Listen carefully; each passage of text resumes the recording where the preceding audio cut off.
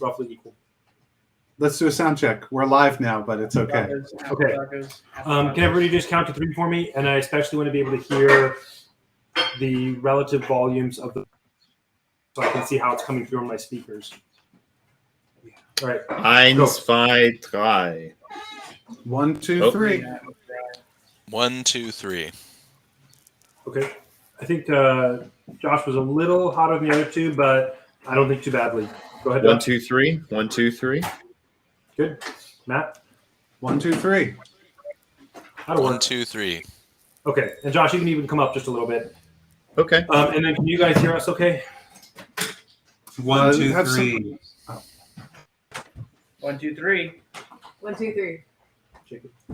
1, 2, 3. Love it. No, Okay. 1, 2, 3. 1, 2, 3. Yes. Do you want to start the music?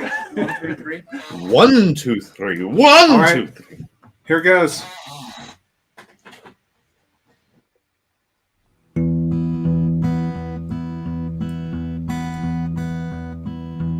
Go your own way, stones and shadows bite, willows whisper of darkness deep and wide. In the forest, there is no place to hide. Strange bells, tonight I fear that I will not survive the dying of the light.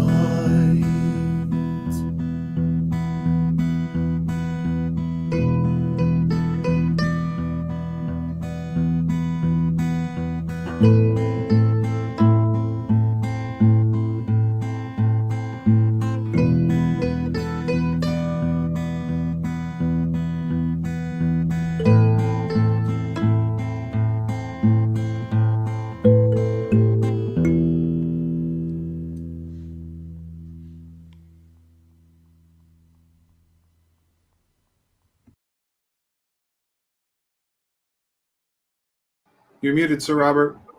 Yeah, I was trying to get to that. Thank you. This is The Dying of the Light, the Starfall Collective. The Starfall Collective is a collaborative storytelling group using the Dungeons & Dragons game system as a vehicle for creating rich and compelling stories in a fictional world we've been developing together for a while. You can find out more about the collective as well as the stories we're telling at thestarfallcollective.com. We're back with another episode. Let's find out who's in it. I'm Sir Robert, the host of this season's story. With me tonight are a few friends playing the characters in this drama. Please say your name, something about yourself, and a brief description of the character you're playing. Why don't we start with Dwight? Hi, I'm Belvari. I'm a human druid, and I like turtles. Okay. You mean Belvar? Dwight, It's or a both? common love. Fair enough. That's why you picked each other. That's right. How about Jacob? Hi, I am Jacob Burbridge, and today I will be playing Talid. Remember what happened last time, so I'll leave that summary up to someone else. Me. All right. Great. Thank Pat, you how for about you? volunteering. Hey, my name is Matthew. Oh, wait, you said Pat? Matt with a P, Pat. Sorry. That's okay. That's basically the same thing. Please, I'm Pat, often go on. confused for Matthew. And I'm playing the character Toll, who is not often confused for Diamondback. And I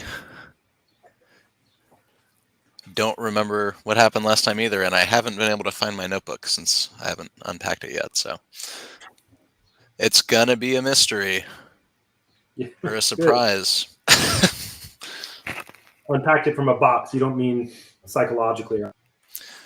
Yeah, it's not like wrapped up in some kind of what's the word? Repressed memory, as far as I know, at least. And And Pat, suddenly did you turn they your mic were on in a just- Silent Hill game. It wasn't so sudden. I sort of remember what happened last time. Robert was desperately trying to get us to zoom forwards 2 weeks, and Josh and Matt had different plans. Why don't we go with the other Pat? Matt. Hi, my name is Matthew Talamini. I am a writer and web developer based in Providence, Rhode Island, and you can find my stuff at MatthewTalamini.com. That's Matthew, TALAMINI.com. I play the shirtless wizard Diamondback, currently in a very strange situation with his friend Inkatink, where they cannot see what's going on, but they hear the noises of many more or less fearsome animals, and it's getting a little creepy. I play Neto, a forest gnome, and she just recently, well, I guess saying leveled up is like using the base of the analogy in a literal way, but she just kind of matured recently in the last month or so of this adventure, and she feels like a more wise version of herself. Not that she thought there was any lack of wisdom prior, obviously, but yeah, she feels coming a little more into the self that she's intended to be. All right. Josh? Just as a note, I kept hearing Matt say Pathu over and over again in my mind. Just Pathu, Pathu, Pathu. My name is Josh, and I do web stuff, and I'm super into Bigfoot. And tonight, like the previous consecutive nights, I will continue to play Inkatink, who has many voices, but not one, as a Kinku who can emulate, but not speak for himself. And he finds himself, indeed, in a very scary place with unseen horses. And as we all know, horses are a very real threat in this world. I've got a traumatic past with horses. So, Robert, have we done everybody? Just Not yet. Oh. Jared? Hello, my name is Yoshka, son of Sashka. I have made the unfortunate decision of possessing a host in your world who often forgets his Russian accent. All right. Before I jump into it, Matt, did you want to say something? I just want to say that last week's episode was a one-shot DM'd by Josh, and it involved I got to play a murder clown from a horror movie, which I really enjoyed because, clowns can fit in like Sewers? any kind of little tiny space and jump out and just murder you from anywhere. And so everybody should go back and listen to that on the YouTube. It was a lot of fun, and Josh did a great job. Thank you, Josh. And LT was on it. Wow. Okay. There Yeah. it was. Matthew was tonight during the episode. Matthew was indeed the thing that comes out of your closet and gives you nightmares. It was fantastic.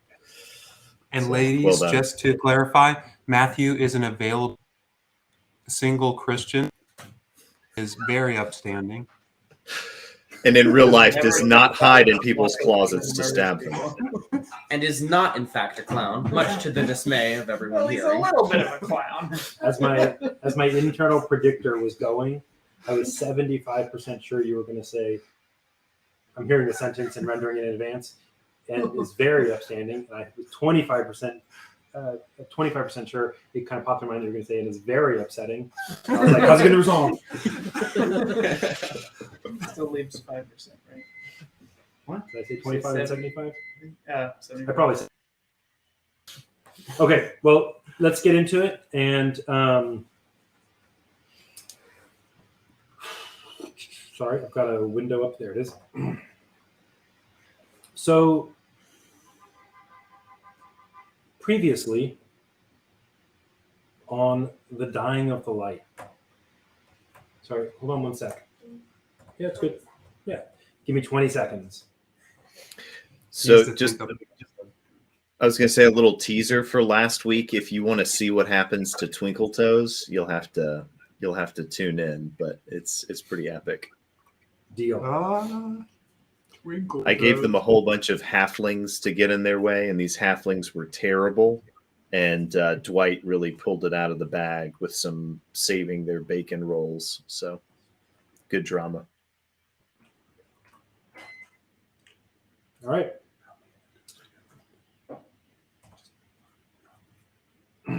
Felt like we missed the window of opportunity. 20 seconds to acapella. Do do do do do do do do do. It's good. Okay. Wow, Dwight, Josh, and Matt could do that. I got a detention in high school when the Jeopardy theme when someone took forever to answer an incredibly simple question. I thought it was in good taste, but man, my Latin teacher. No, was Josh, it was a thing to do. It was very rude. It was very rude. Again, thought, no filter, just out. Great. What are we doing right now? Really oversharing, Matthew. Oversharing. This is our regular feature called Discomfort. Roll for discomfort. Everybody roll 20d1. 20d1. Flip a coin 20 times and add them together. D1, what would that even be? Oh, Yes. one If side. you flip a coin, if you get heads on a coin flip, that's a 1 on a D1. You roll it and it rolls away. Well, thank you. We'll stop our episode there for the night. Now that we've introduced an unresolvable question. Okay. Previously on The Dying of the Light, Toll, Talid, Belvari, Inkatink, and Diamondback returned to their lair, helping the residents of Miradow escape the hamlet on the eve of its destruction. During their escape, Neno, traveling alone with Toll, heard a voice calling to her from the path between teleportation circles. Encouraged by Toll to follow the call, she slipped off silently into the mist. Arriving back at their new home, the party set about securing the portion of the town in which they had made camp. Belvari, with the aid of Garriott, started building a wall of earth around a several block area of the city to keep out unwanted creatures that may lurk in the town or that may find their way in from the forest beyond. After about a week, they finished their work, having crafted a wall that stood a good 10 feet above the nearby buildings and clearing the mud and sludge from the interior spaces, as well as a swath outside the wall as well. Toll spent his days awakening the trees outside the city wall, awakening about a tree a day through incantation and ritual, using the power of the staff he had been given. Talid has been spending his days assisting the people of Miradow in setting up residence and dealing with the hardships of their unexpected and new living quarters. Gevel, who is the orcish leader of Miradow, put Horan in charge of that work, working closely with Talid to find homes for the people and their belongings, including their small flock of chickens and their smaller herd of swine. Sometime during these days, Inkatink and Diamondback slipped out, unbeknownst to the others, in search of Inkatink's magical focus. The force from the potion he had held him northward and westward. After a day's travel, the the pair found themselves standing with Diamondback's undead minions at the sheer face of a giant wall of the forest's black mist. In a moment of either courage or impetuousness, the pair darted into the darkness, only to find themselves unable to find their way back out. We resume the story with the pair of them staring futilely into the blackness.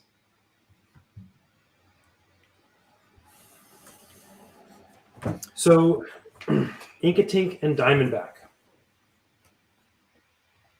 Listeners and you guys and the party up on what happened. You tested the edge of this black wall. It is not at all firm. It was fully penetrable. It was just mist, but it is so dense and thick that when you had, for example, put your arm in, after about 3 inches, you're unable to see the end of your arm. And when you walked in or put your head in, you were essentially completely blind. At some point while you were there, one of you created a light in your hand, but were unable to see it until you brought your hand basically into contact with your face, in which you saw a faint luminance, but you couldn't make out any detail. Just the light was barely penetrating. During the course of your walking, you walked 20 paces forward, and then you tried to turn around and go back, but having lost all sense of direction, you walked 20 paces in some unknown direction. Probably not in the direction you first considered yourselves to be traveling, but who knows. And then in maybe a moment of, I'm not sure, desperation or panic or something, you also sprinted for a short time, probably about a round. So 6-7 seconds, something like that. At most, you traveled straight in one direction. You're about 200 feet into the mist. More likely, you're some smaller distance. In which direction is the edge of the wall? You have no idea. One other thing to note, the two can hear in this dark part of the forest the sounds of various creatures roaming, stumbling, bumping into each other, and sometimes they seem to interact to the immediate demise of one or both. This is a violent and scary place and is completely dark. What would you like to do? So at one point, Inkatink tried to grab Diamondback in the way that he typically does, to jump up in the air and grab him by the shoulders and fly. Mhm. And Diamondback prevented him from doing so. So he has not yet done that. Yeah. And also at this point, the potion that Inkatink had taken that tells him in which direction his focus lies has worn off. Yeah. So if I recall, sorry, go ahead. No, go ahead. Inkatink had a plan at first of attempting to fly in an outward spiral from Diamondback. Not thrilled with that, just partially because he wanted to keep his remaining 2 zombies, I think they were at this point. The skeletons, I think, had been lost. One skeleton had, yeah. Okay. Into the mist. We sent one skeleton into the mist, and it perished. Did not come back. So I've got 1 skeleton and 2 zombies left. Mm-hmm. And hopefully your zombies are able to find their way to you and follow you in this complete darkness. I will let you roll for that in a little bit. And so, well, actually, you know what? Go ahead, Inkatink. What were you going to say? So Inkatink takes out the remaining potion that he has. I know he has at least 1, maybe 2 more for himself. And he... you had 2 when you started out. Okay, yeah. So he takes his last potion and takes out Diamondback's hand and touches the potion into his hand. So it's a pretty familiar size and shape, and then he reaches his hand up to Diamondback's head, and he pushes, on the back of Diamondback's head, like, potion, sends this way, and then he puts one hand on the chin and one hand on the head, and he gently, turns him 180 degrees. And so, and then he makes a kind of clicking sound that he typically makes to indicate that he's asking a question, whatever, some little noise, and waits for Diamondback's answer as to whether or not he understands and agrees to this plan. Diamondback will say, "Yes, of course. We can do a little good here, right now. Let's leave." And yeah, so Diamondback assents to what Inkatink wants to do. In Diamondback's voice, Inkatink says, "Okay," and pops the potion. And grabs Diamondback by the shoulders, lifts them both up off the ground, and flies in the opposite direction of the indication of the potion. And as I get lifted up away from my 2 zombies and 1 skeleton, I give them this instruction, which is to run as fast as they can in the direction that we're running. Roll for me. Like to follow us. But I'm to follow. Yeah. Roll for me. You're going to be kind of rolling on as a group. Yeah. One second to get my Zombies have very poor wisdom, charisma, intelligence, dexterity. But boy, are they obedient. Roll for me a.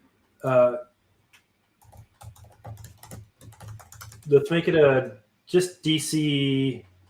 You know what? I think it's not going to be too hard.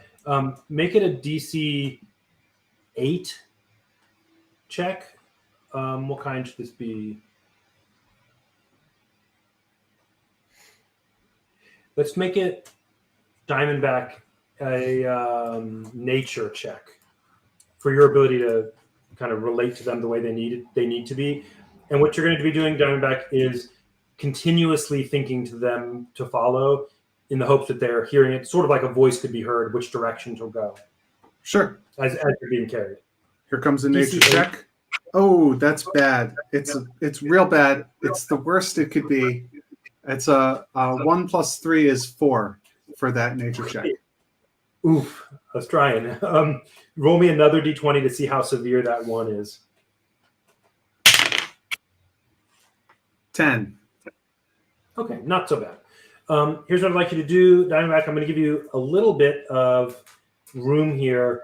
Roll me a d6 for how many of them make it out, and it's just the straight number. So if it's a 3, 4, 5, or 6, they all do. But if it's a 1 or 2, you're going to lose. It's a 5. Okay, so they are able to do it. Inkatink, I'd like you to hey, what's your plan? You're flying Diamondback out, right? You're grabbing him and flying. What's your plan for not hitting a tree or whatever in the blackness? Yeah, I mean, so far we had not run into a tree walking in, so I think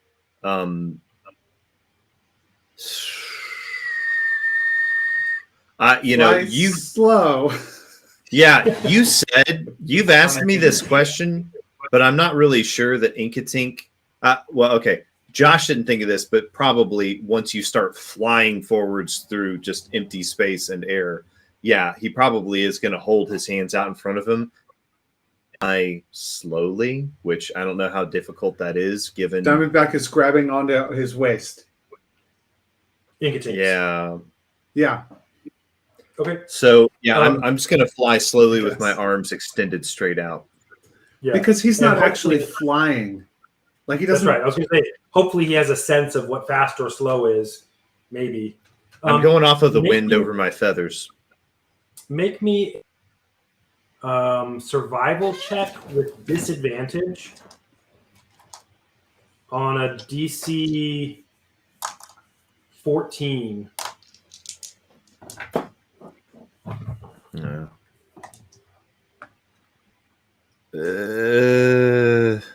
Yeah, that ain't gonna make it because that's a 6 plus 0 is 6.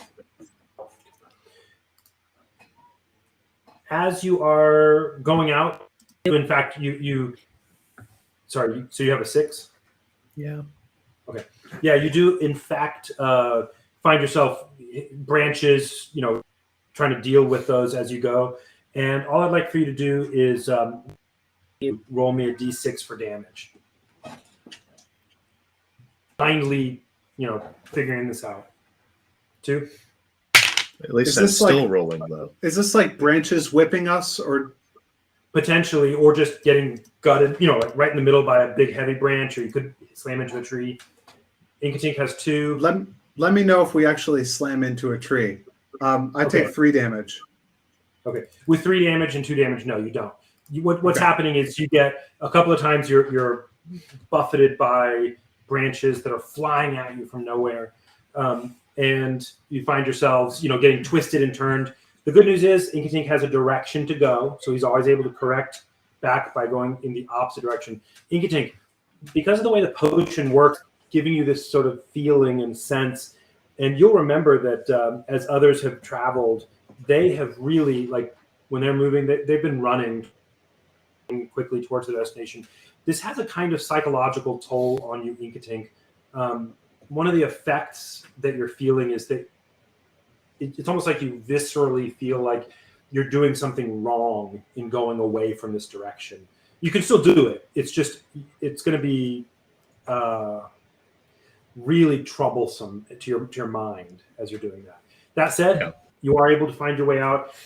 You emerge from the forest near enough to where you came in. There's no particular marker. You are 15 feet from the edge of this black wall, and Diamondback, your shambling creatures, minions, entourage, come out of the mist behind you, and Nice. take a few moments to catch up. You've got 3 of the 4.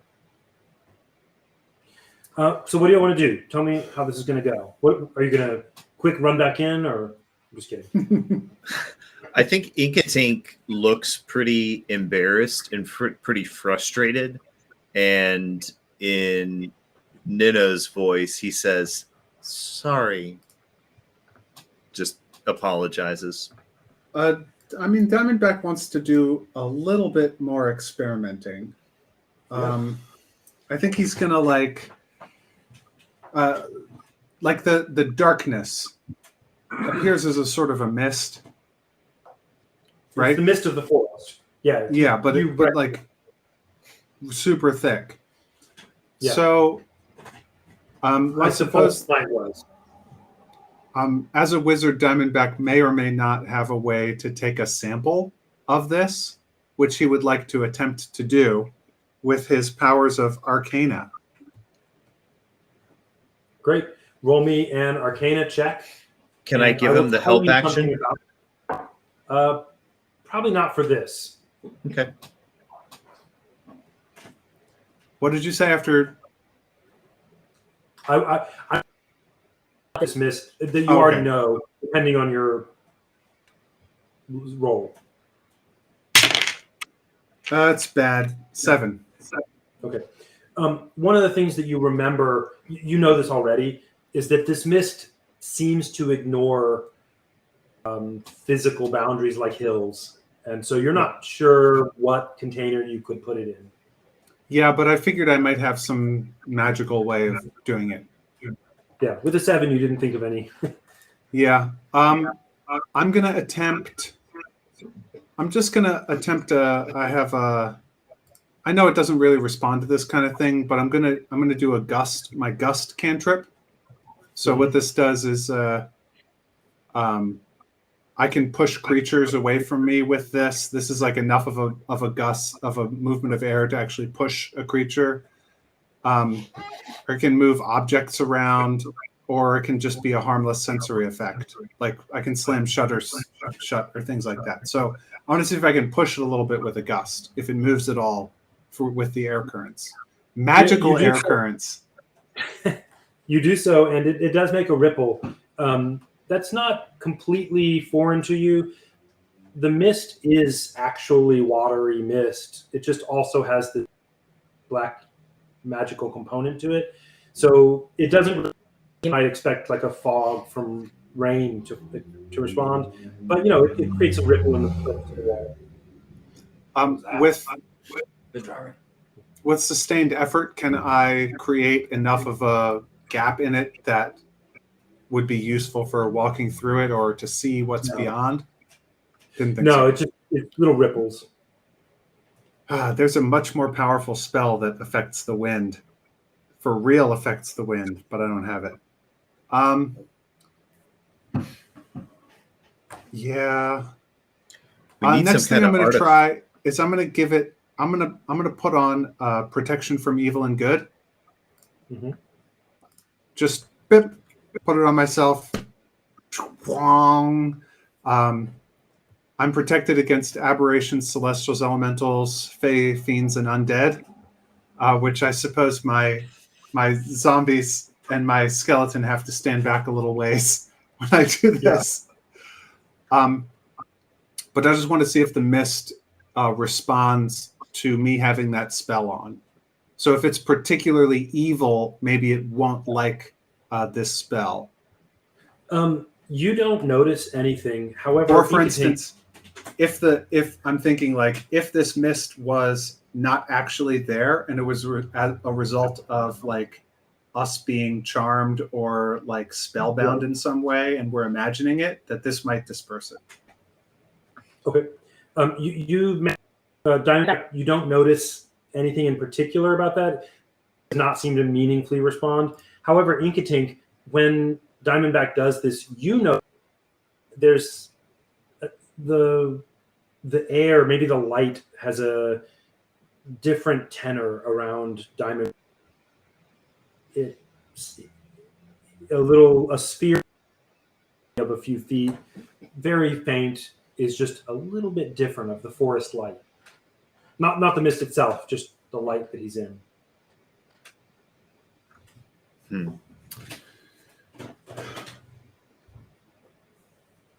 I say to dismiss that at will, right, Matt? I'm sorry? You can dismiss that at will, right? Yeah. It's concentration. So it lasts 10 minutes. It's concentration. I can just stop concentrating. Yep. I do that all the time. So the last thing is he's going to say to Inkatink, do you want to leave a message for whoever lives here? I think Inkatink goes over to a tree and does at least like carve some little symbols around the tree just as kind of a marker so that maybe they could find their way back here possibly. And I think we've still got several more minutes left of this flight time. So I think he maybe like takes a handkerchief for a strip of cloth out of his bag and flies up to the top of a tree nearby and ties it in the top of the tree, just as so that if they come back and they fly along, he has some kind of chance of, because it's just somewhere along the face of the wall, there will be a tree with a flag in it. So a bit of your clothing or maybe a short length of rope or something. Yeah. Off your, okay. That's fine. And just to remind our audience and you guys, if you look to the right, this wall stretches through the forest as far as you can see, presumably miles. Same. Inkatink went up out of the forest. It went all the way to the canopy above and for endlessly to the left and right. This is not a small enclosed space. This is miles and miles and miles of wall. It had perceptible curvature, but only perceptible, not significant. Yeah. And also noticeable upward, curvature upward. So Okay, yeah, we'll. Diamondback's finished. Okay. We can go home. So let me. I'm going to 14 and a 3. That's all within acceptable. It takes you about a day again to travel not backwards, but to travel back to your place. If you want to sleep for the night there, you can either arrive sometime in the night, which may or may not be what you want, or you could try to find a safe place and you would arrive in the morning. Do you have a preference? I think push on. Okay. Right, Matt? Yeah, I think we push on to try and get there at night. You'll notice, you should have noticed by now, you players probably did, your characters most certainly would have. This place is not as full and teeming with creatures as Tone is not as full and teeming with creatures as Cinderon was. Right. It has different things, and there's undead and there's dangers, but it's not like just alive with things everywhere.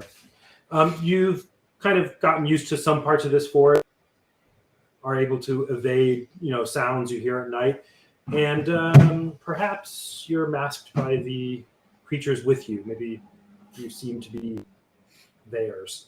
Either way, you don't encounter anybody on the day travel back. And now, you see the progress that they have made in the 2 days you've been gone. And I'll let you talk about how if you discuss this with gone for 2 days, they don't know where you were. You don't have to, but we'll talk about that later. But first, what's going to happen is we're going to elide the time I talked before. It's been a few weeks. At the point of you doing this, it had been about a week. Toll had been awakening some trees. They've been building the walls. You get back to see a nice, secure feeling place in this township where the Miradau residents have blocks. In this time period, the people of Sarakhan, at your invitation to investigate, you'll remember that Lambrel went and told them that they were welcome to come. Teko stayed here with Adina. She has now recovered well. It's been a few weeks. She's Nice. in good shape. None the worse for wear, though the strange trauma, obviously has had a certain impact on her, and she's 13, 14 years old. But here you are. It's been 4 weeks, 4 weeks. I'd like to hear from each of you. I'll do Diamondback and Inkatink last. Each of you who are here, so Talib, Tol, Belvari, Diamondback, Inkatink. What are y'all thinking for how to progress from this moment? You've sort of established a spot. The Miradau residents are here, more or less in your care. They're tending to things. They're producing some eggs, and they've got whatever. There's some need of food, things like that the pigs could eat. And there's a big old town that you're not occupying. Mm-hmm. Anybody?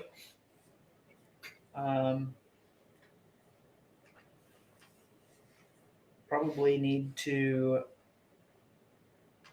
get the walls definitely set for, the long night so that they're defensible. You mean the outer wall of the entire place? That or an inner wall, okay. Depending on the one you're using. Yeah. Continue to clear out buildings, see what's in them, and maybe expand the size of your. Yeah, if that other town decides to come and stay. Mm-hmm. When those people get here, there won't be. It'll be cramped with Miradau's 24 and Sarakhan's, dozen, and you guys. Yeah, so probably setting up the people who are able to work, figuring out ways to expand the wall and clean out buildings would be smart. Okay. Belvari's going out and hunting, so that could help feed the pigs if there's Mhm. offal left. All right. Toll, how about you? What's on your mind? You've been awakening these trees. It's been 4 weeks, say, so you've got maybe a couple dozen of them, 25. That is Okay. cool. Yeah. So I don't know to what extent I need to like bond with them. Because after the 30 days that I have them, they are free to choose to go live their sentient tree life elsewhere. And I would obviously like them to stay. So if it's necessary, I'm just going to keep hanging out with them. You know, I don't know how one passes time with a tree, but I'm Bring- sure they have ideas. Bring them. You were able to do every 8 hours, so you're getting about one a day. Is that right? I can do it every 8 hours, but it uses how many charges of my staff? I think I can do it once a day and not run out of charges, but so once every 24 hours. So, Rob, So, yeah. as the DM, can you tell us how powerful are these trees? Are these awakened trees from the monster manual? Or are these like nerfed somehow? Can you give Diamondback like a Yeah. CR rating on these? How powerful these are? Sure. Let's see. Because we fought various like ambulatory vegetation previously, so like we have some sense of what these things are like, and if I recall, during that fight, the awakened tree was like really a very formidable foe. So like, are these the same degree of formidableness?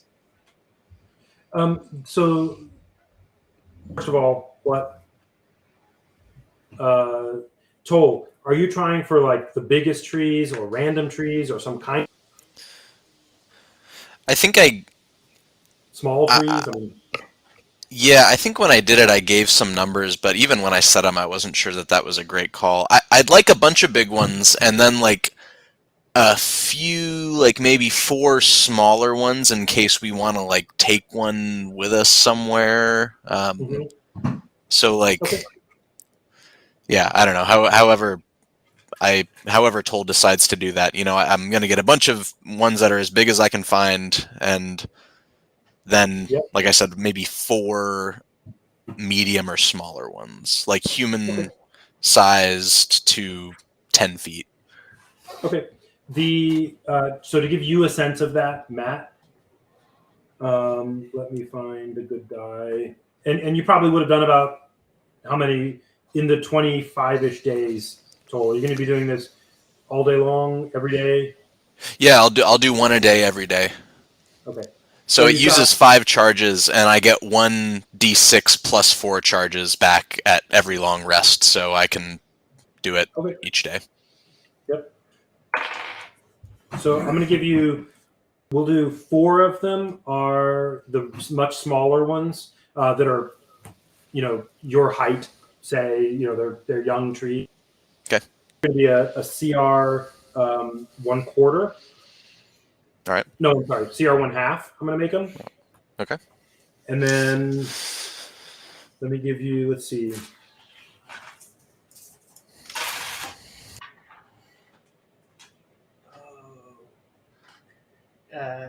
Belvari would like to convince Toll to talk to one of the trees and see if he could get him to hang out in the middle of the town so that he can use his amulet that lets him move in and out quickly. Move in and out of trees to leave the that's bigger than me. It can be a teeny size. Okay, nice. You want one to stay still? It can move around, I guess, probably. So they're gonna be like just kind of patrolling around. Is that good enough, or do you need one persistently in one area? Yeah, just available. Okay. Also, you can talk to him and say, like, what did that feel like? You've got when I disappeared into him. So, Pat, if you want to write this down, so you've got 4 that are CR 1/2. All right. 11 that are CR1.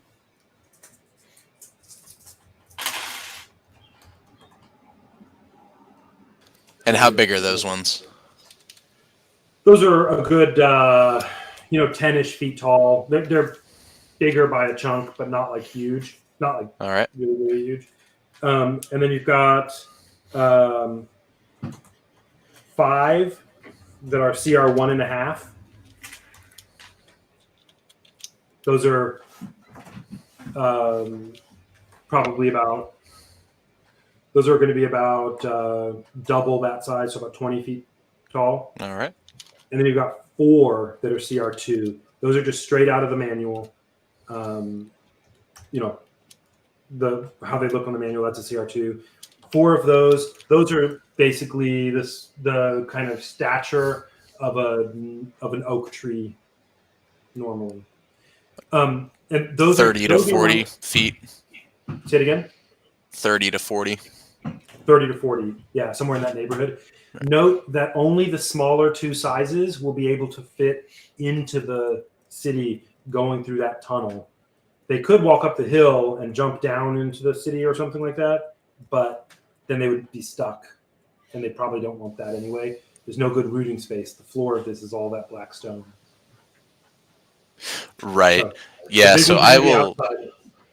Yeah, I will spend a good chunk of my time when I'm not doing this, like figuring out how a patrol should work and like giving them ample time to rest if that's something they need to do. And Okay. You can even bring yeah. soil in from outside. Mhm. Yeah, I'm gonna be And there's a whole at bunch. their beck and call, trying to make sure that they feel welcome and want to stay. Okay, that sounds good.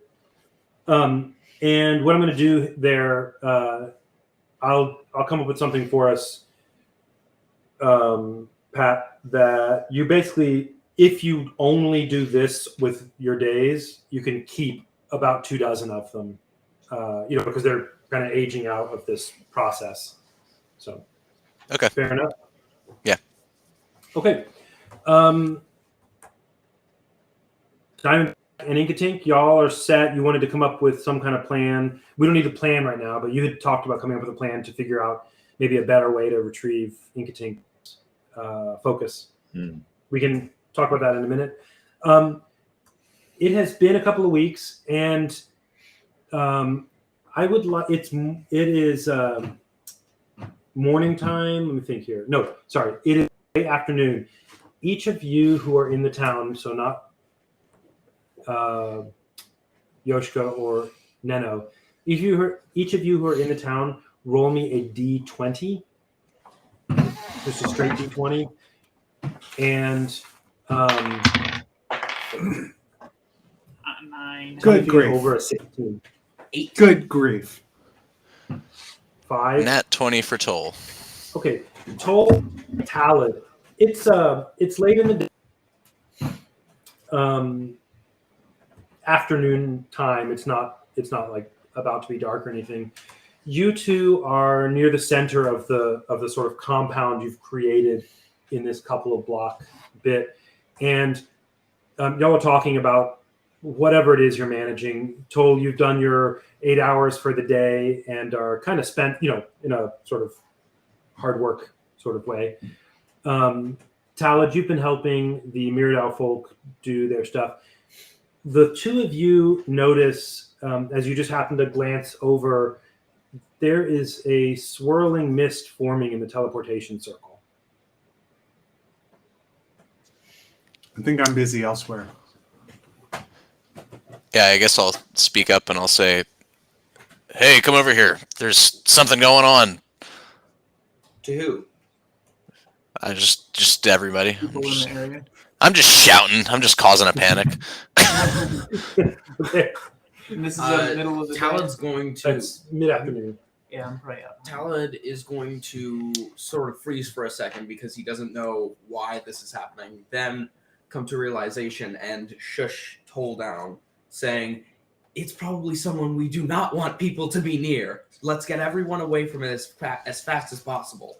And so just sort of shooing them away. So I guess. as you're saying that, it is this sphere of fog that you're acquainted with how it works is forming the room is there. Go in and see what's happening. Are you gonna stay out and hope it's good news? What's the deal? Is anyone coming out of it? Well, so far it's still forming. I'm gonna summon the 4 trees that'll fit inside the the 4 that are people sized will fit in the city, Yeah. right? I'll get them. I'll get them nearby and ready.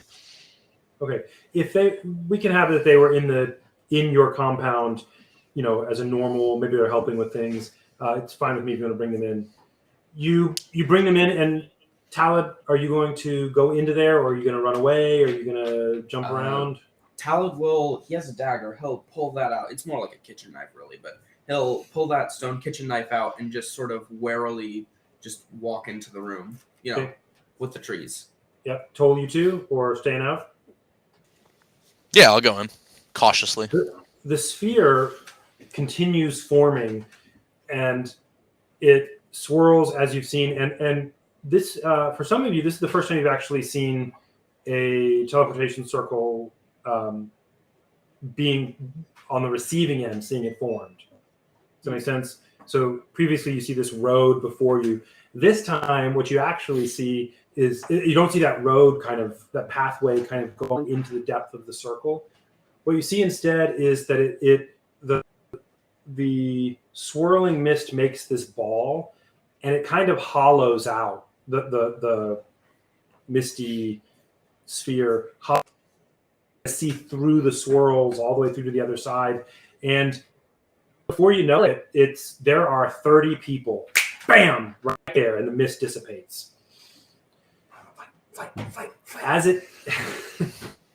As the mist dissipates, there are 30 just people standing there, and the black spire that keeps the stone cage closed slides upward. With 30 people. I'm sorry. I guess 25. It's actually 25 people, but just to be specific for the audience, it looks to y'all like a couple dozen. So Talad and I are the only ones in the room. The 4 trees. And the trees. I will say, hello. These are my trees. Good. Now come on, clear out. Let's keep going. Out of the circle, everybody. Good to see you, Toll. Look, we've saved some of these. Oh, wow, that's a relief. Talad is visibly relaxed. He practically drops the knife. Oh, my goodness. Talad, these are the ones our families were dooming to destruction.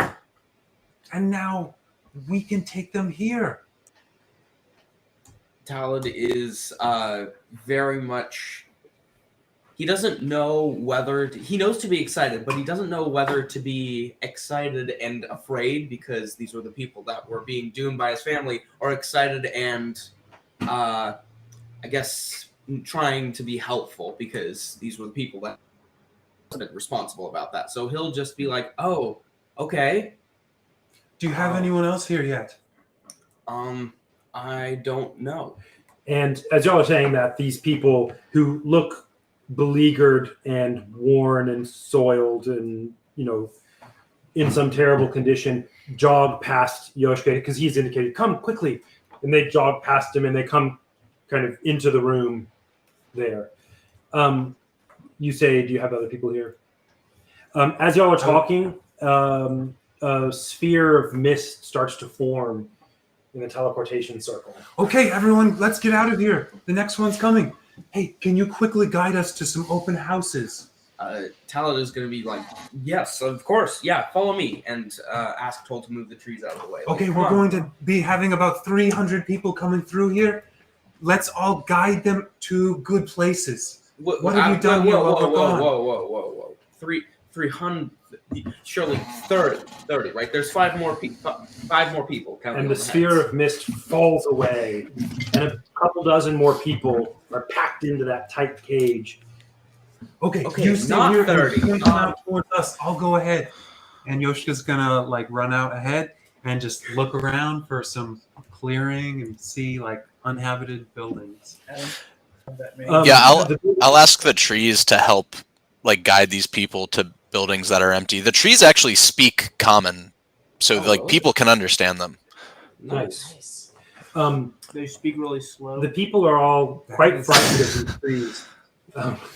And I'll tell are- them to say in a deep, horrifying voice, "Be not afraid." I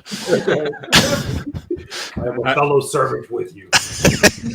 Mr. DM, I'd like to know the name of the first child that just like against the screaming protestations of his parent climbs up into one of these sentient trees and like immediately becomes chummy. Deal. I will tell you in a few minutes. Good. Thank you. So, Inkatink, do you yourself rush outward? Yeah. The second group of a couple dozen fill the room and are just kind of meandering around. This way, this way. And as you say that, they pour out into the street, into that main thoroughfare that y'all have set up for your compound. Yoshiko,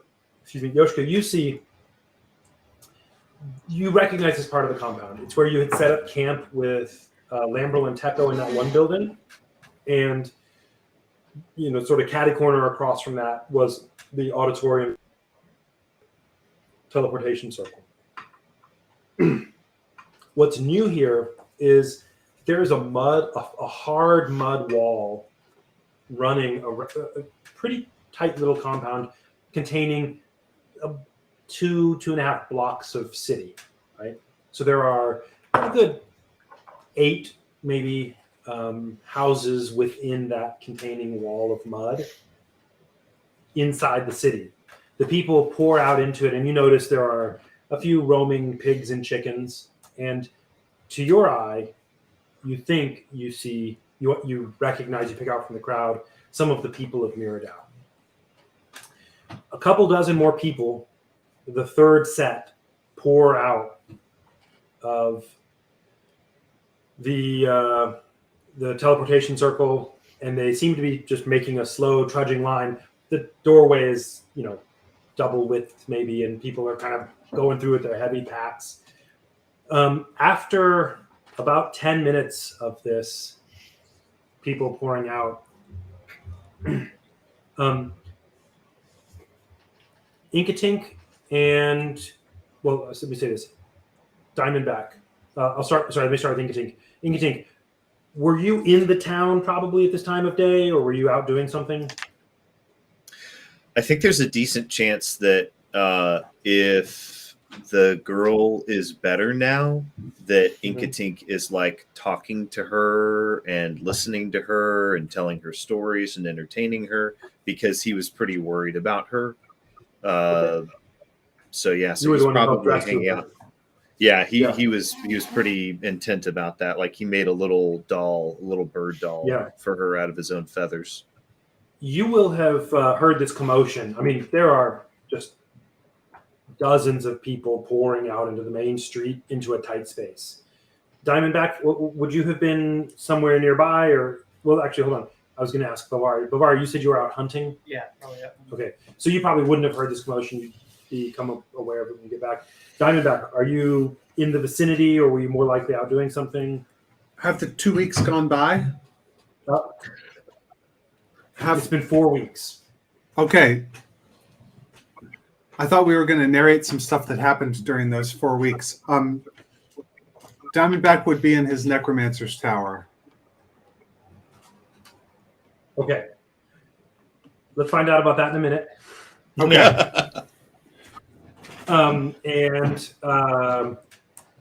Who did I miss? That's it. Okay. So, Inkatink, you will have heard the commotion and come to see Toll, Talid, and Yoshka are there ushering people. And after about 10 minutes have passed, it's taking you roughly a minute per circle coming in of, figuring this out. Not exactly necessarily. But the last group comes in, and the last of the last group to pour out is Neno. Oh, What? goodness. Oh, What's thank up, goodness Neno? Thank goodness we made it. I think Inkatink like barrels into her and picks her up off her feet, hugging her. and she wants to squeal, but is so exhausted she just flops in his arms. Completely dead weight. Sorry about that. He's pretty Too strong. small. Cool. True. He's got those wiry crow arms. Right now, your situation is it's maybe 2 hours, 3 hours till dark. You've got these nice compound walls around you, which is great. None of the people you're with know anything about any of it. However, in the compound as you have made it are now the 7 of you, the residents of Miradau, and the residents of Sarakhan. That set of you that's around 30 something fill the space already. You have been living in this space. Now there's 10 times as many. They're not grumbling or complaining. They just don't know what's happening. And you tell me. So during the days that we were waiting for my father, Sashka, to arrive, Yoshka was thinking ahead about how he didn't know about this wall. Or wait, did you? No, you didn't. Okay. He didn't know about the wall, but he was thinking, okay, he spent some time with his dad trying to understand kind of the organism of these communities and like, are they kind of grouped distinctly into their little villages and have leaders? So let's do it this way. I'll tell you that in a second. Why don't you let's do it this way. I could also just skip to the plan that I would kind of form based on what they are. Immediately, what you did is found places for everyone to kind of have shanties on the street, right? Yeah. A place where they can set down their packs. If there are groups of, parent, child, or whatever, they have just a little spot. There are, in the set of this, a couple of alleyways, not a lot, and just 1 or 2 bits going off to get to the other couple of houses, buildings that are there. But everybody basically has some kind of space for this. At evening time, Belvari, you're returning to the town. He's got some quarry he's caught. And Diamondback, will you be here for that? Will you come in the evening? Well, sorry, let's take a step back. Tell me about the tower. So, I mean, Diamondback knows that the dead and the keepers of the dead sort of need their own space. And also he needs his own space for reasons. I'm doing stuff, Mom! Go away! And so Diamondback would, pretty soon after having arrived here, because people are not really comfortable, he does a lot to keep the zombies like less unpleasant, but still they freak people out because there is a palpable sense of evil coming from them. So he will have found. Oh, Sir Robert. Roll me a persuasion check. Persuasion check, sure. I promise I didn't. Hold on. I got to bring up my thing. So while you're doing that, as soon as Neno gets through, she immediately finds Yoshka and suggests / insists that they get together with the rest of the party because clearly things have changed. And so she'll spend whatever time she can get right now just trying to herd all of her friends into one earshot of each other. And Diamondback, roll it with advantage. I just realized. That sounds sure. Good. And when that happens, Inkatink has some things to say to Yoshika. So 7. Sorry. The persuasion check with advantage yields a 7. Well, but Diamondback will have Diamondback will have tried to find like Diamondback will have tried to Diamondback find. already. For y'all Sorry, Dwight, you go. that, for the y'all that haven't been, already severely failed to convince us that we are safe from That's right. his From the phylactery. He He rolled- rolled one and then He rolled double ones to see if he could He persuade made him. you more suspicious of it. Awesome. Diamondback, what were you looking for in a building? It Or in doesn't a need to be. tower? It doesn't need to be huge, but it should be tall. The taller, the better. I would like there to be like landings where undead can be posted as guards, etc. If there was a pit in the basement, I'm sorry. that would be absolutely ideal. A dungeon sort of. You're having Matt situation. make pit.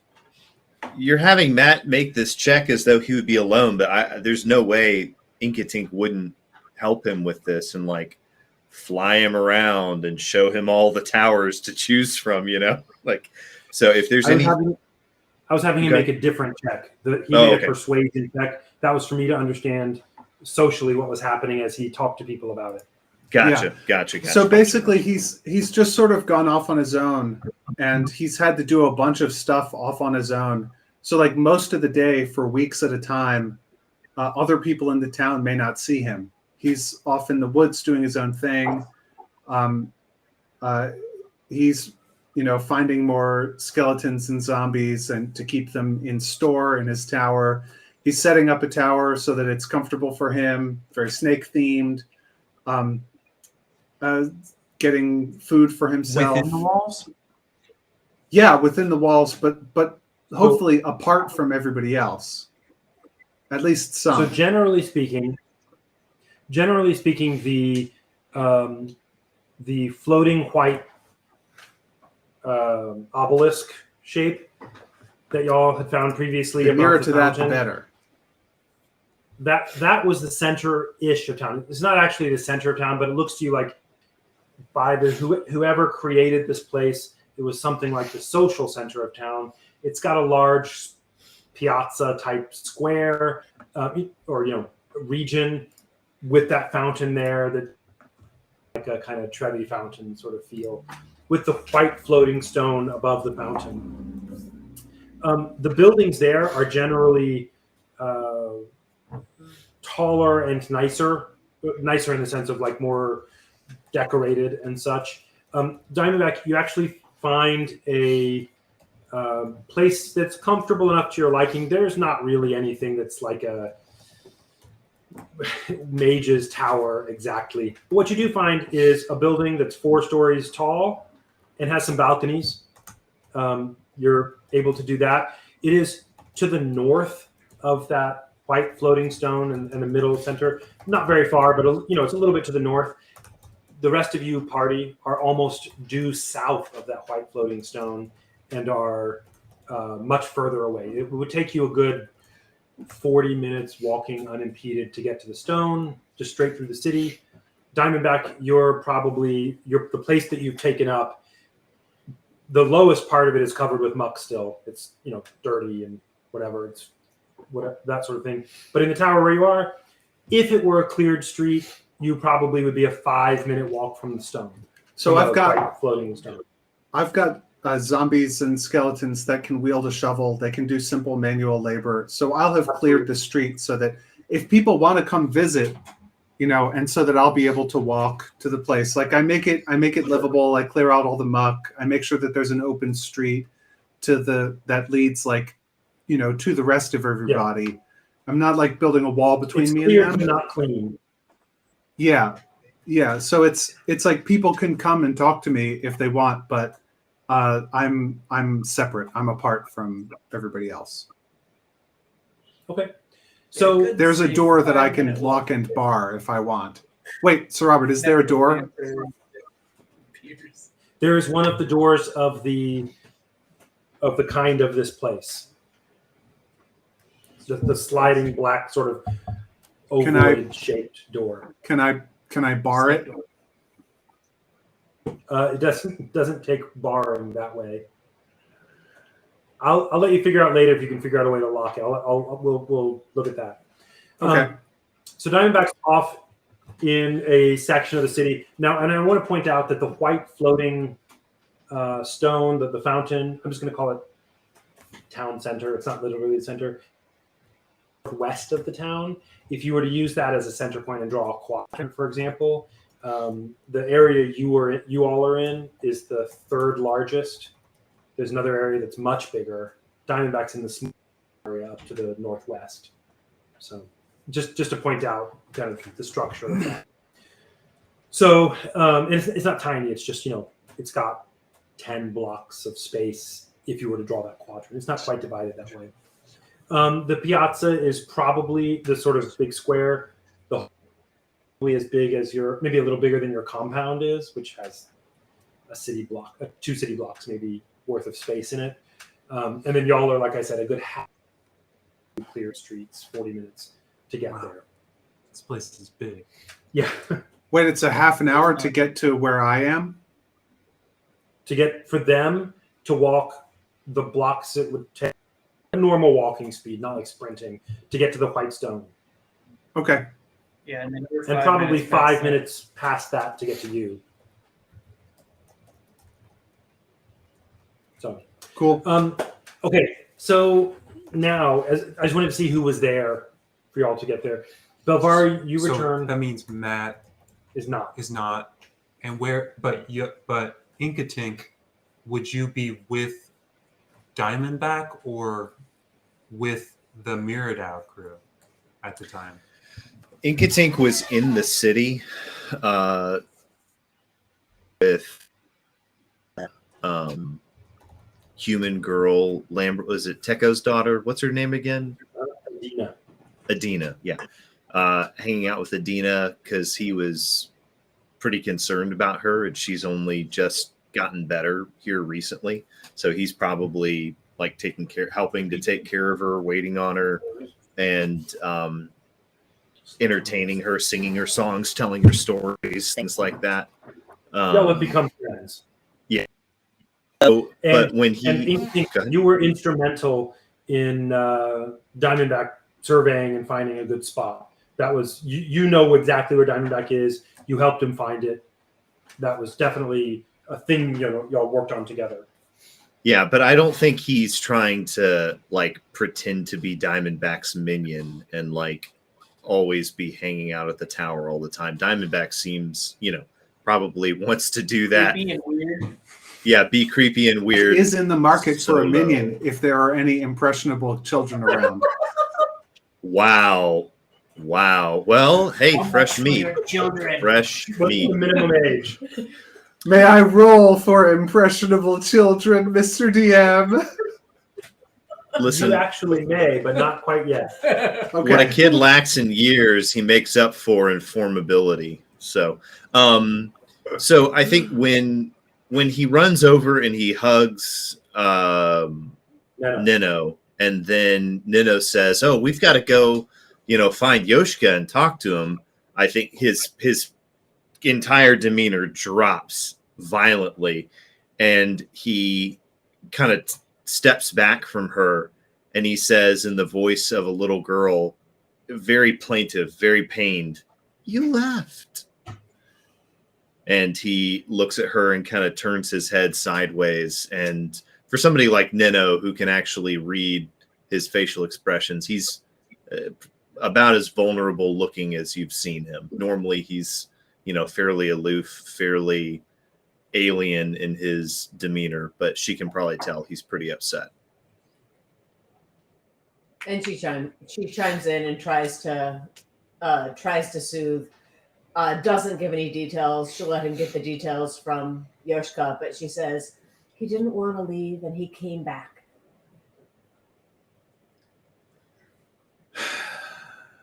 I think he kind of sighs and drops his shoulders, and you can see his fists unclench, and I think he just hugs Nino again, and he kind of shrugs his shoulders and rolls his eyes.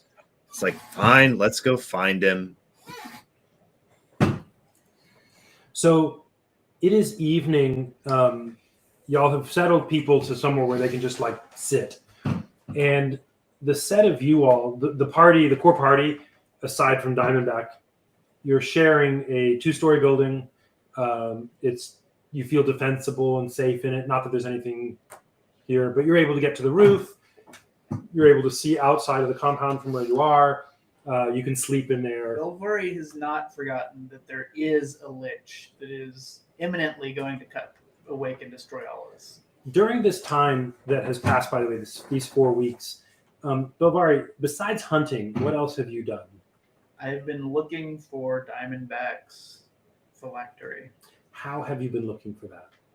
I thought he was sneaking off and making this tower, so I guess since he is not sneaking off and making the tower, I'm going to the tower and looking in it. He is sneaking off and doing other stuff. Sure. I mean, if he sneaks off, Belvari tries to follow him. Sometimes when he sneaks off, Belvari will go over to the tower and just look around in it. All right. Diamondback, roll me a stealth check. This one's for all the beans. Let's see. What are we at now? You're going to roll more than one, just so you know. Okay. I've been rolling so many natural ones. So many. What's going on? I've rolled so many natural ones to see how well Diamondback does at deceiving and sneaking with his friends. Did you get new dice? This is my second natural one tonight. You're not sneaking away, and then sneak away. All right, so we're going to take a moment here. We're going to see a second roll from Diamondback to see how bad this failure is, but don't do it yet. We're going to take a moment for our listeners to place bets. Go to diamondbackfailure.com. The lesson is to not lie to your friends. I put it all on 14. All right.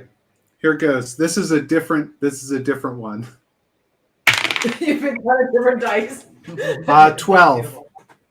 Oh, so close. Well, it worked. Okay, I'm going to tell you all about this in a second. But Diamondback has +3, so the natural one is going to be a 4. Doesn't matter for this. Plus, he has invisibility. I can be invisible.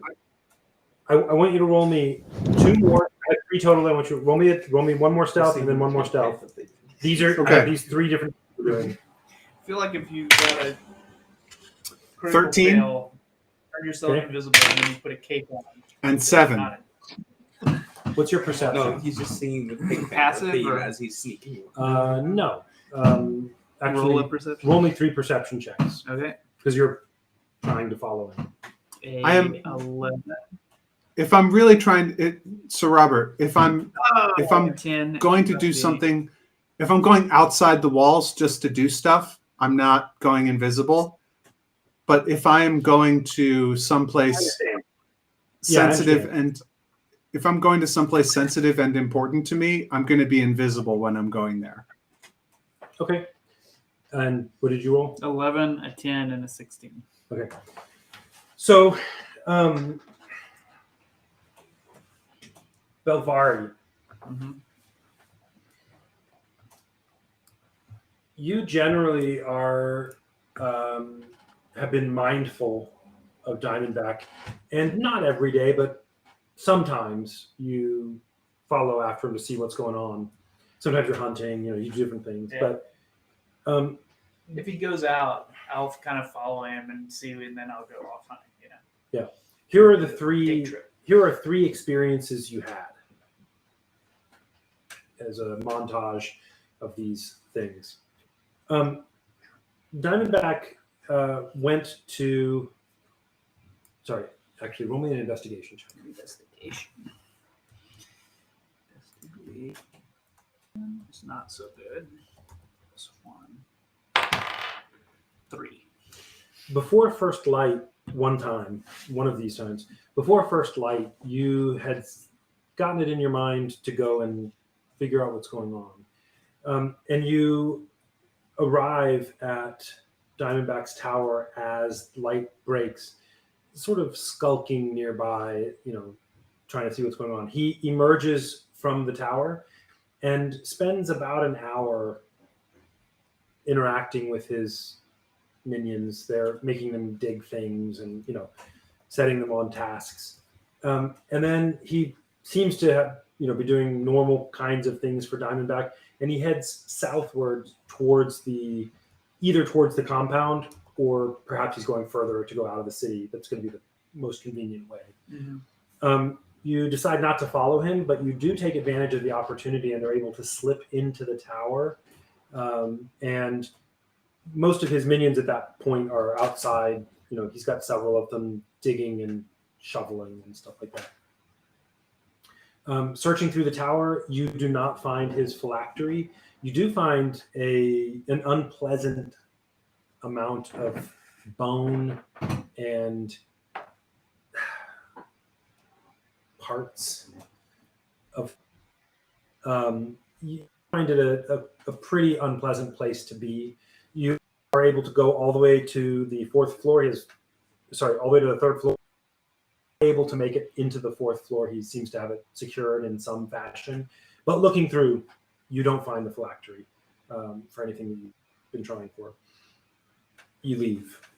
A different day, you go and you're pursuing, seeing what's going on with Diamondback, and you're following him pretty well, pretty closely, and he slips into a building that you haven't particularly noticed him going into before, but it's been shoveled, it's clear, it's nearby to his thing.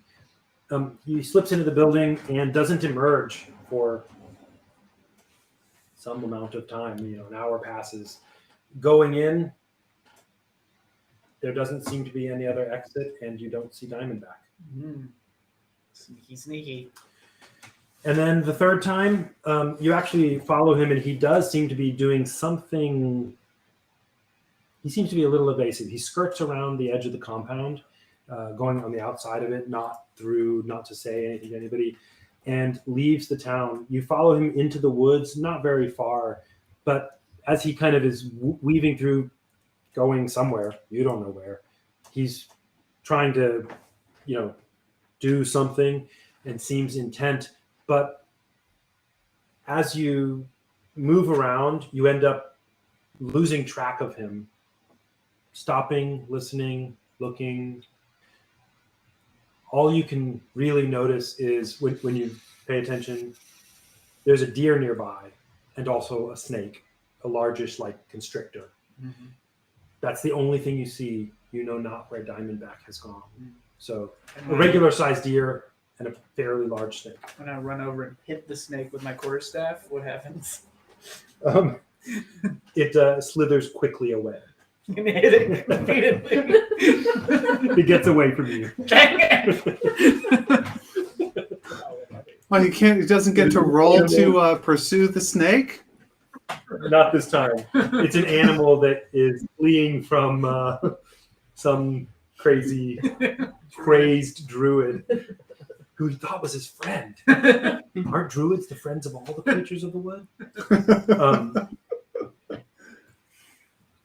So yeah, there we go. Oh man, I wish it rolled better. The snake wishes it had been born a turtle. Yeah, if it had been a turtle, I would have been friends with it.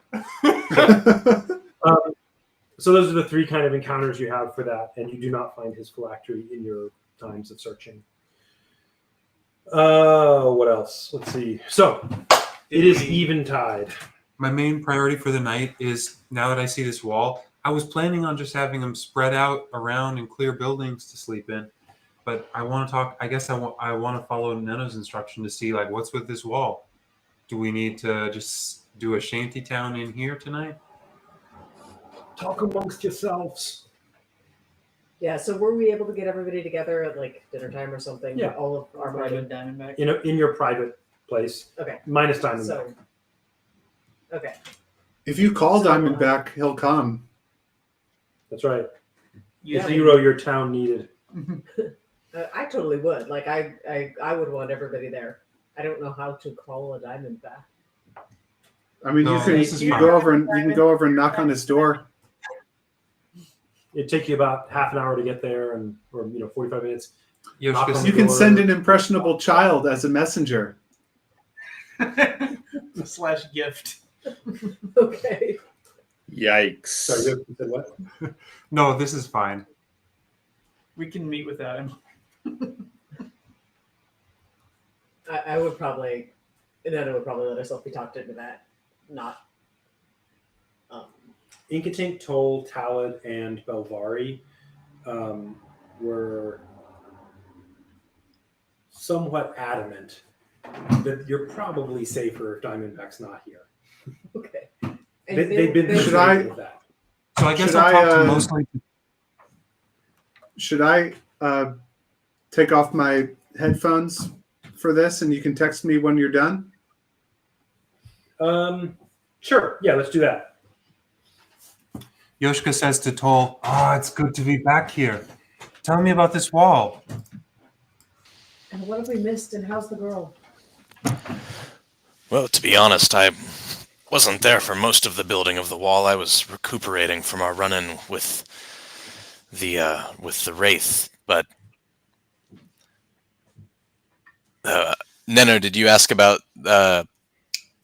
what's her name? Adina. I am speaking as Patrick because I don't remember, is comatose, right, Sir Robert? No, she's No, better she's now. recovered.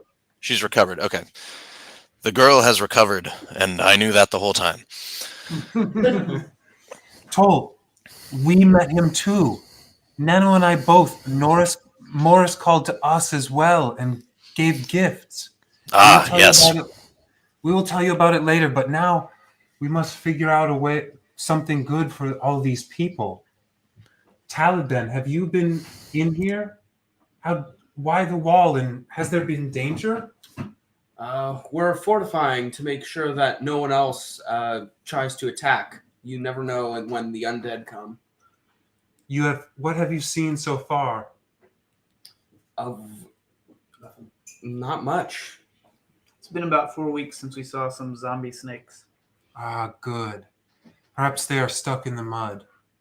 Yeah, we did bury them in mud. These are all the people that I had sentenced to death with my people, not knowing he was Simdaron the Blinding.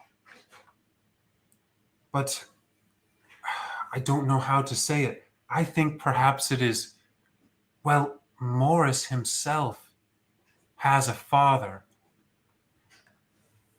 I think there is some planning of good forces as well. The unicorn, the dragon, Morris.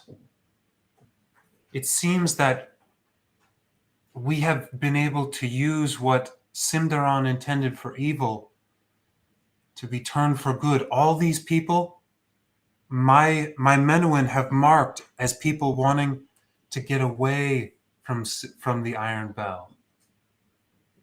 They are the better kind. And I have invited them here as refugees because Simdaron was coming with his hordes. But it is my mind to offer them to make themselves a home here. Nice. Well, there are 2 threats. There is, any day now, a lich is going to appear near Diamondback and kill all of us. And on top of that, What? there's this guy, the Flayed Hands guy. Hey, maybe that's what the lich is. I don't know. We haven't heard anything from... They're probably friends. Yeah, they probably hang out. Maybe the lich will open the door and let the Flayed Hands in. Who knows? That's why we built this wall. What did you see? Well, A lich. yeah, we saw a Maybe. lich, and the lich's phylactery is Diamondback's focus. He took it? Yeah, the lich is stuck underneath the white stone. It's still there. I mean, I don't know. I haven't gone to check. Diamondback probably cut it out of there. I'm assuming it's still there because we're still alive. That's fair. Good. He is stuck too. That will give us some this horrible thing. Yeah. Well, I think our first order of business is I have been getting to know these people, to settle the ones who cannot fight, the women and children, and I have been working to identify the ones who could Well, I was thinking more of hard work, but perhaps go on patrol. I think if there are Nanaga here, perhaps we can take groups. But the Lich, Neno, I once heard over in, do you remember where While we were who gone closes from you, her eyes? we found ourselves in Wera's land, who closes her eyes. No animals like Simderon's land, but people just allowed to be as evil as they want to be. That seemed to be the big threat there. She does close her eyes. And she also seems to allow the beasts of Simderon to do their work in her land also. There, I heard when we met, when we went there, I remembered when I was younger, and I was passing through with my people, we met a woman, a pious woman, who, very strange to see her there. They called her the Weeping Mother. And when we were there again, she told us tales, and she said that she was kept safe because the prayers of the pious does much to turn away the darkness. And at the time, I thought all of the six were fairy tales.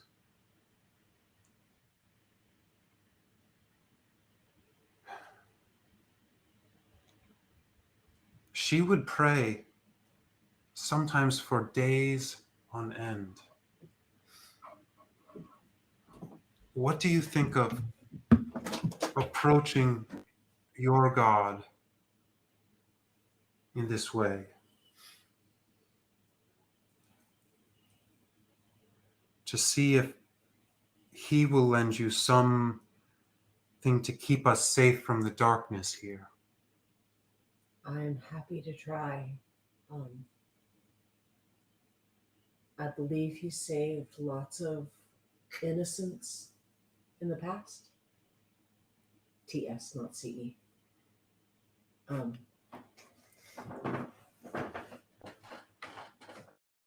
Maybe he will show us favor here. Maybe you can use it as water to take care of the lich.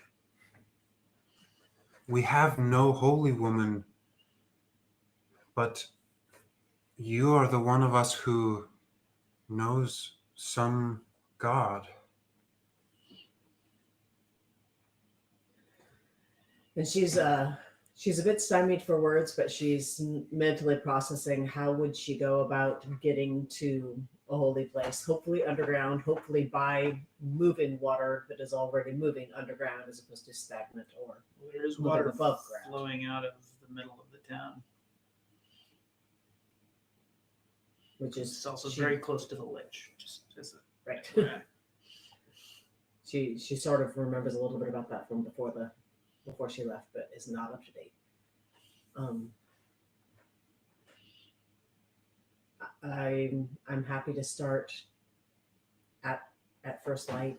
I mean, I'm happy to try. I don't know that this party knows what she thinks prayer and worship are, because they've only seen her do like small things at dawn and dusk and near mealtime, and but there's no need for them to ever see. She would just try and go and do whatever she's going to do. But she doesn't have any better plans to propose. But she also doesn't have a lot of confidence that her God is going to swoop to the rescue. Well, I think it would be worth spending some days on. Think about perhaps a good place, and I would like to help you do this. If it's It sound- dependent on my faith, we should come up with a backup plan. But maybe my God will act.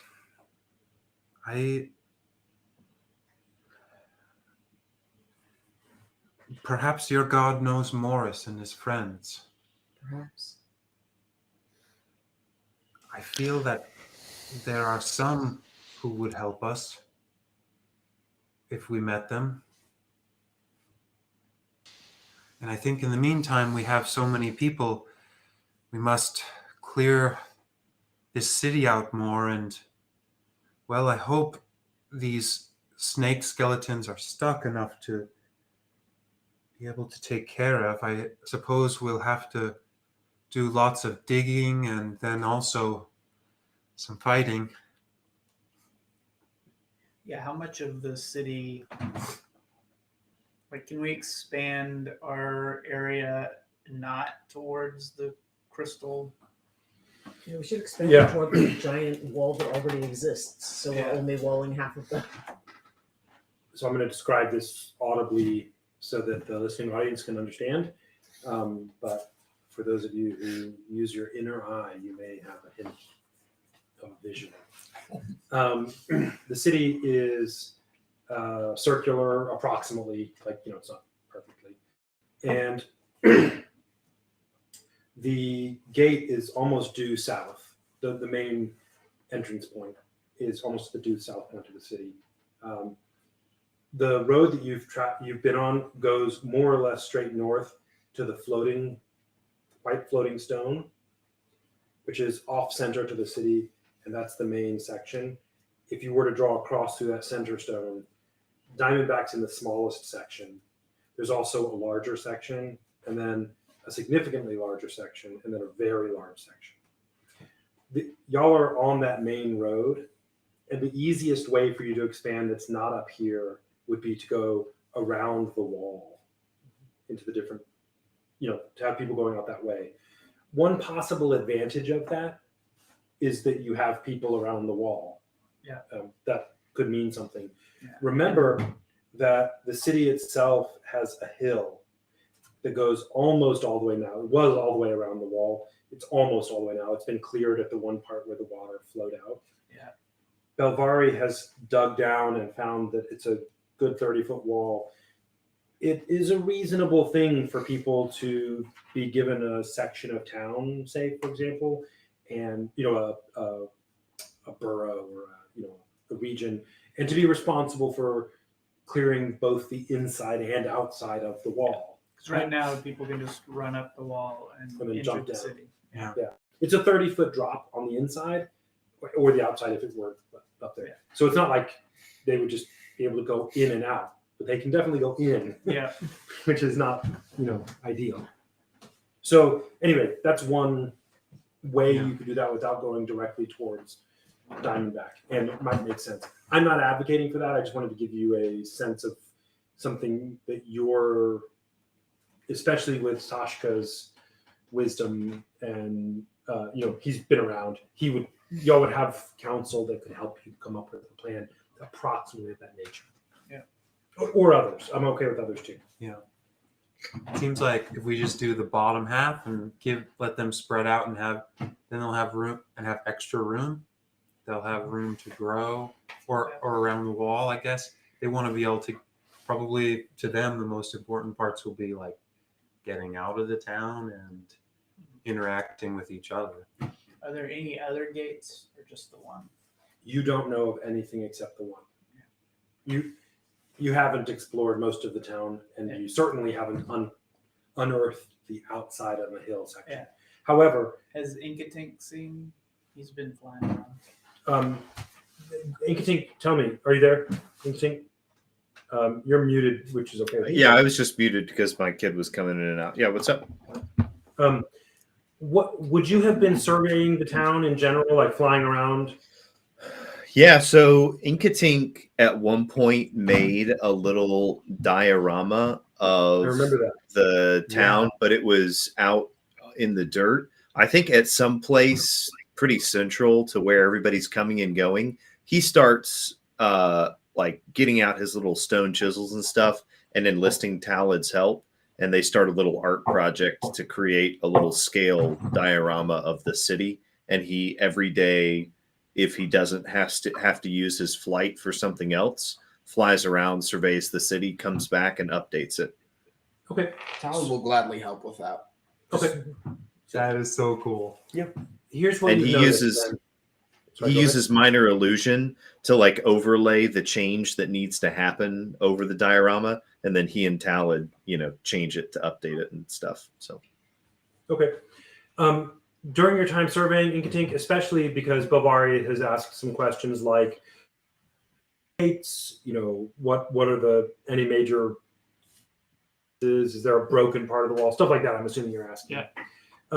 The wall, and actually all the stone, which seems resistant to change, it's even pretty hard for Talad to sculpt. The wall is intact everywhere that you can. Everywhere that you've seen, you haven't looked at the outside because it's covered with dirt almost everywhere. But from the part you can see on the inside, except for the bottom 5 feet of muck, everywhere, the wall's intact. There are no other gates. However, there are 4. What's the right way to say it? gypsies. Did you say gypsies? No. Okay. There are 4. Placed evenly spread out on the wall, something that appear to be drains, fairly sizable for water. And as a matter of fact, Inkatink, you've noticed, and this has been a thing y'all have all noticed, the water in the city has not been draining as much as you think it should. It's not been drying out as much as you think it should. Of these 4, that water over the years has drained through these places. It does not dangerous that you can tell so far. Dangerous pieces in the wall. As a matter of fact, they're not in the wall. They're sort of near the wall, and they're drains that kind of go into the kind of outward and downward. They're clogged with all kinds of muck and different kinds of things. Big enough for a couple of people to be able to stand in the opening.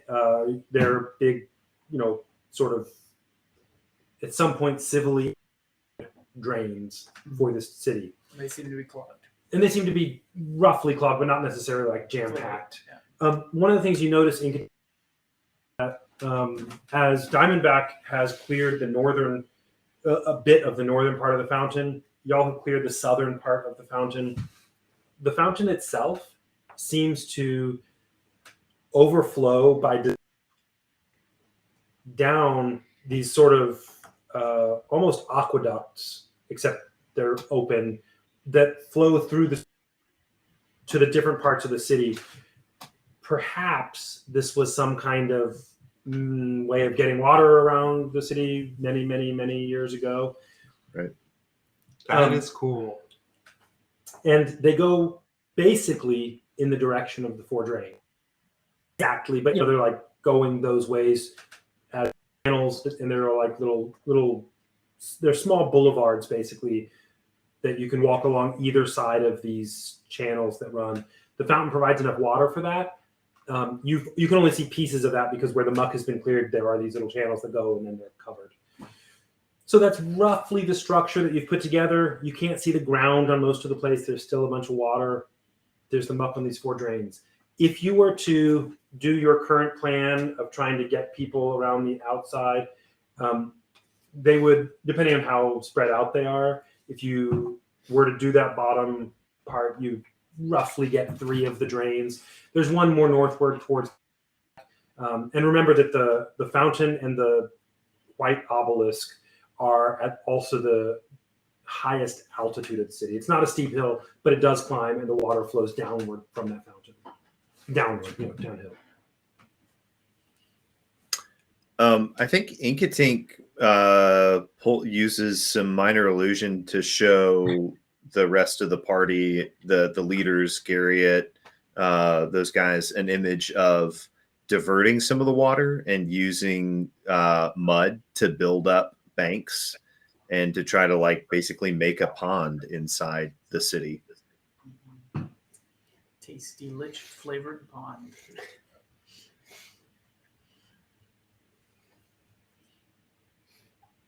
I feel like He's Nano not would have expecting strong people to opinion about agree or that. disagree. What'd you say? One at a time, guys. One at a time, please.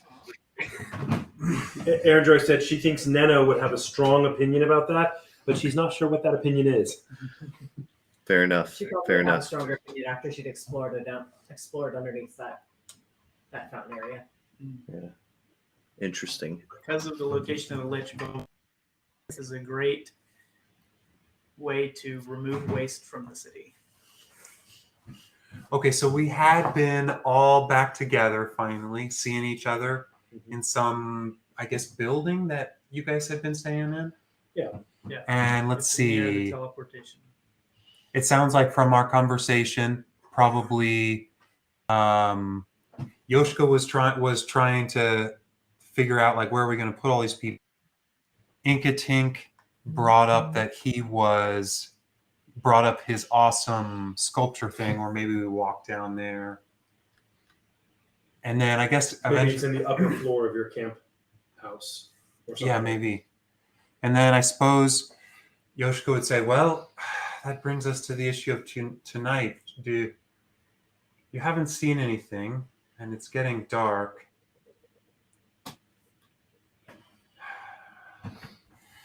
I suppose I will need to speak to the leaders tomorrow, but tonight I will sing rest to these people.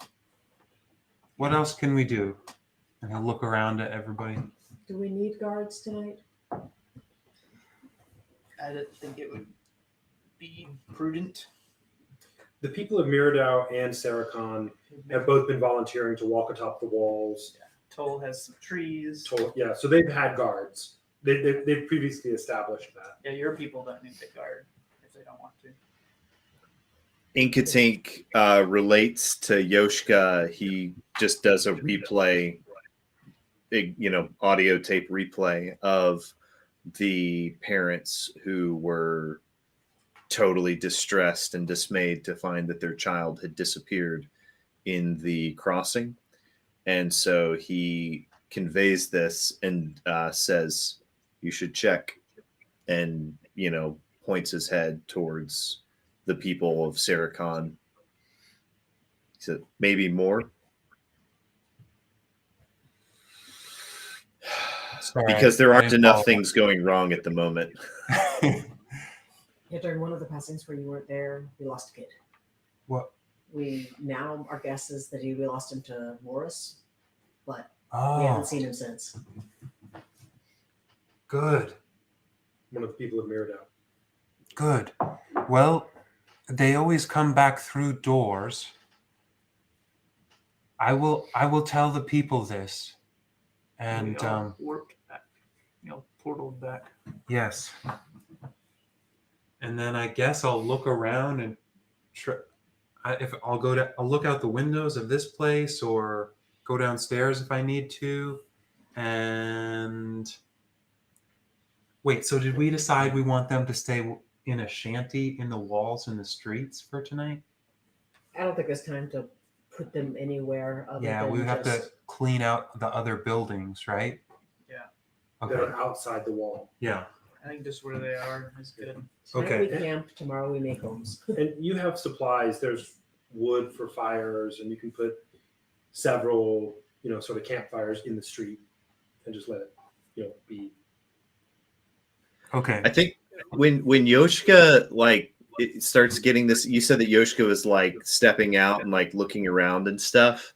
Yeah. He did this right after he said, "Oh, good. Maybe the kids saw Morris." I think that really upsets Inkatink, and that sets him back on this whole path to healing thing.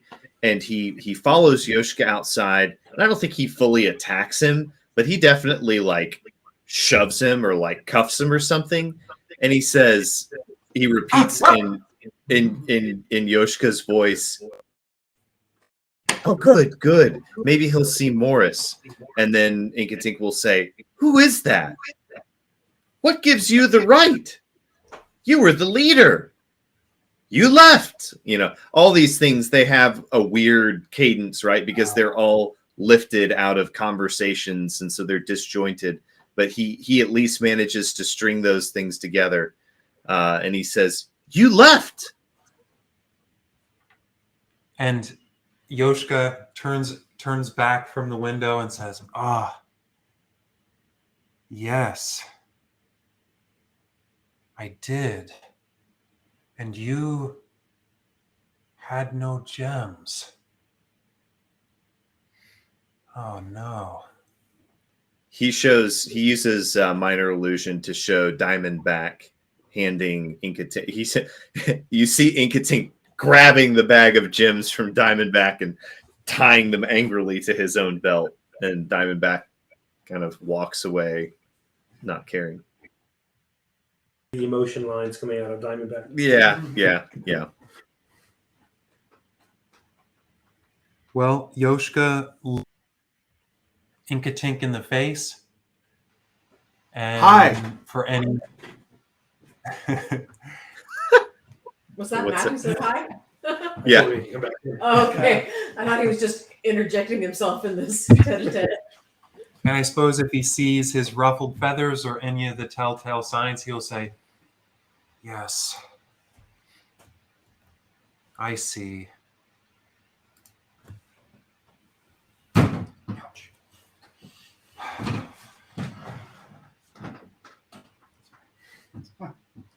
I am sorry I troubled you.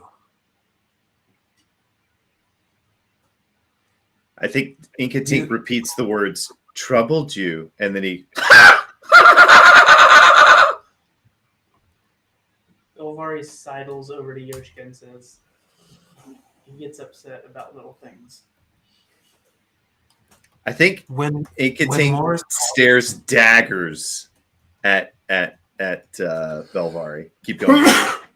I'm a when Neno, was it like this for you?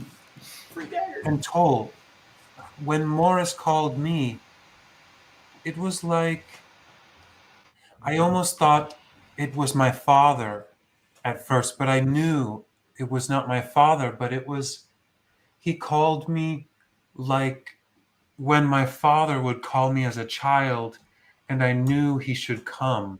It wasn't, and I knew I should come to him because I am his son. It wasn't my father's tone of voice, but it was that familiar like that. Yes, for me it was the same. I couldn't quite place it, but it felt like I knew the voice and it knew me too. I'm sorry, is Diamondback hearing this? Am I in the room? No, but I was saying Okay. it was okay for you to return and hear their discussion. Cool. I was known, but I was afraid. But I didn't want to miss out. And it seemed like I could do a brave thing and it would be okay. So I walked sideways. I walked into the wall of the tunnel, and then I think I dreamt for a while, and it was very odd. And he was very old. Yes, he is the second father. He is like beyond all places, but he says he is not the oldest one. And I am sorry for your trouble, Inkatink. But if he calls you, you must leave us wherever you are and go to him at once. It was like when I heard this, no, I was not the leader. We are young compared to him, and we must go to him like children. Even here, we are not the we will not lead these people. We are not governors. We have a place, and we have been led on this strange trip to find this place and bring the people who should be here to this place. And I know not what else, but I do know we are not the great heroes. With him, it was, no, we are very young.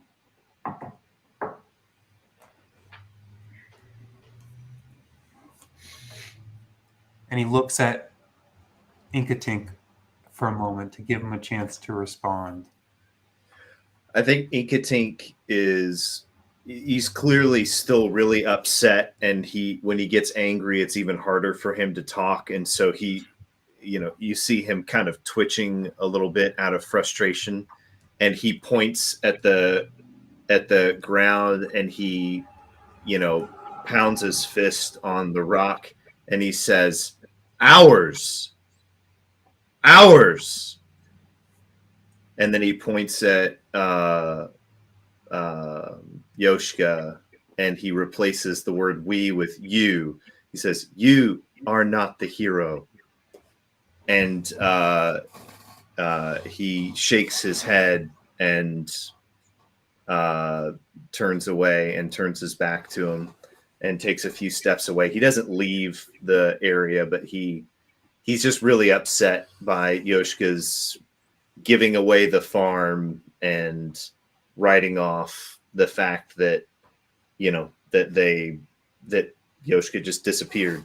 And I think in his little brain he sees this obligation, this burden on Yoshka that Yoshka just didn't see on himself. Yoshka was good and kind enough to step up and be the face and help lead and articulate. But I think in Inkatink's mind, because he has such a rigid social hierarchy, he's really angry at Yoshka for betraying that. So No, as Inkatink is flustered and agitated, Nino is sidling over to him over the course of this conversation. And when she's close enough, she just kind of leans on him, doesn't like grab his hand or anything, but just kind of puts a little bit of her body weight on his side.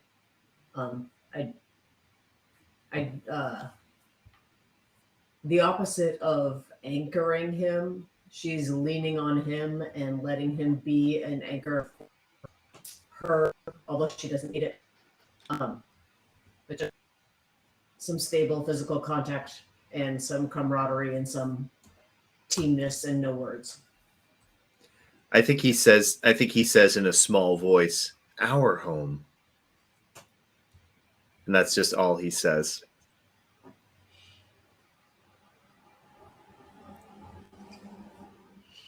We have gone through so much together, and we have our bonds still. Tell me what I can do. Take time to think, if you would. I will do what mending I can. And then after some pause, says, "But it seems we must tend to all these people now." So you go out, and it is late dusk. You get everybody set up, and at several spots, maybe a dozen spots, you create in the middle of the streets, in the middle of the street and alleyways where people have spread out. You create fires, little campfire style fires, and the people are there. The air is not cold at night here. It's cool, but not cold. So they're not going to be exposed in a, to the weather in a bad way unless it were to rain. The cool air of the night is starting to move through. You don't feel a whole lot of it where you are because you're one within this lake walled place, but two within a smaller encampment there. That said, you are careful to make the fires in such a way as that they're not going to be visible from outside. They wouldn't be anyway. You would possibly climb up to the top and look in. This is not a place where there's lots of people. So the night goes, and the next morning, As Yoshka was looking for a place, he's gonna try to. He has this song of rest thing and some magic, and he was gonna try to like press the limits of that and yeah, just put everybody at ease because he's concerned there are a lot of in a fairly close space. sings, walks through the camp. It doesn't take very long, a good 5 minutes to go down every corridor, singing as he goes, and people are huddling and feeling secured, and sings this song of rest to them to help them rest, but also to lift their spirits so that they feel more secured. Unbeknownst to him, it sounds a little bit like Toto singing Africa, but with themes of like stepping away from stepping out of reach of harm and mentioning guards on the wall, things like that.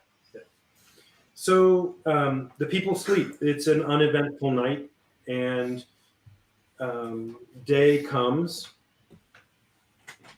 It's pretty clear at this point. They have they've done the best they could with the edges of alleys and such. It is certainly not going to be livable just from a sewage perspective. There are Really nice sewer. That's right. There are 300-ish, 350 almost people here, in a essentially 2 cul-de-sacs worth of space. Yeah. You have maybe a plan. It's bursting at the seams. It would be good to start them. Yeah. However, Moving. that said, Yoshka had asked, what is the social arrangement of the people? This is what you glean from the people, and you've learned from your father, from them over the past bit, is that roughly half of them are from intact towns that your father and your Menowans persuaded to leave because they heard stories and they saw the refugees. So roughly half of them are just people who did not experience that hardship.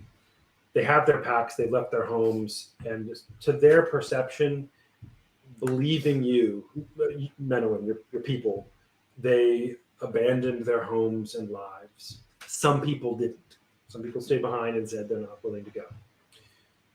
Other people came, the other refugees that are more Single survivors. Yeah, sorry. Traumatized? More traumatized and just wearied. They've been, for one, traveling longer. For them, it's been a month or more of 2 months almost now of walking that road through Cinderon, across the river into Wira, and walking down and down until they met you guys. They have lost everything. Parts of their families, homes, livelihoods, all of that. The group of them brought with them some animals, little bits of, a few, pigs and chickens and cats and dogs and things, the whole set of them. So there's animals and stuff in here. The hierarchy is that there are represented here a dozen-ish towns, little hamlets and villages.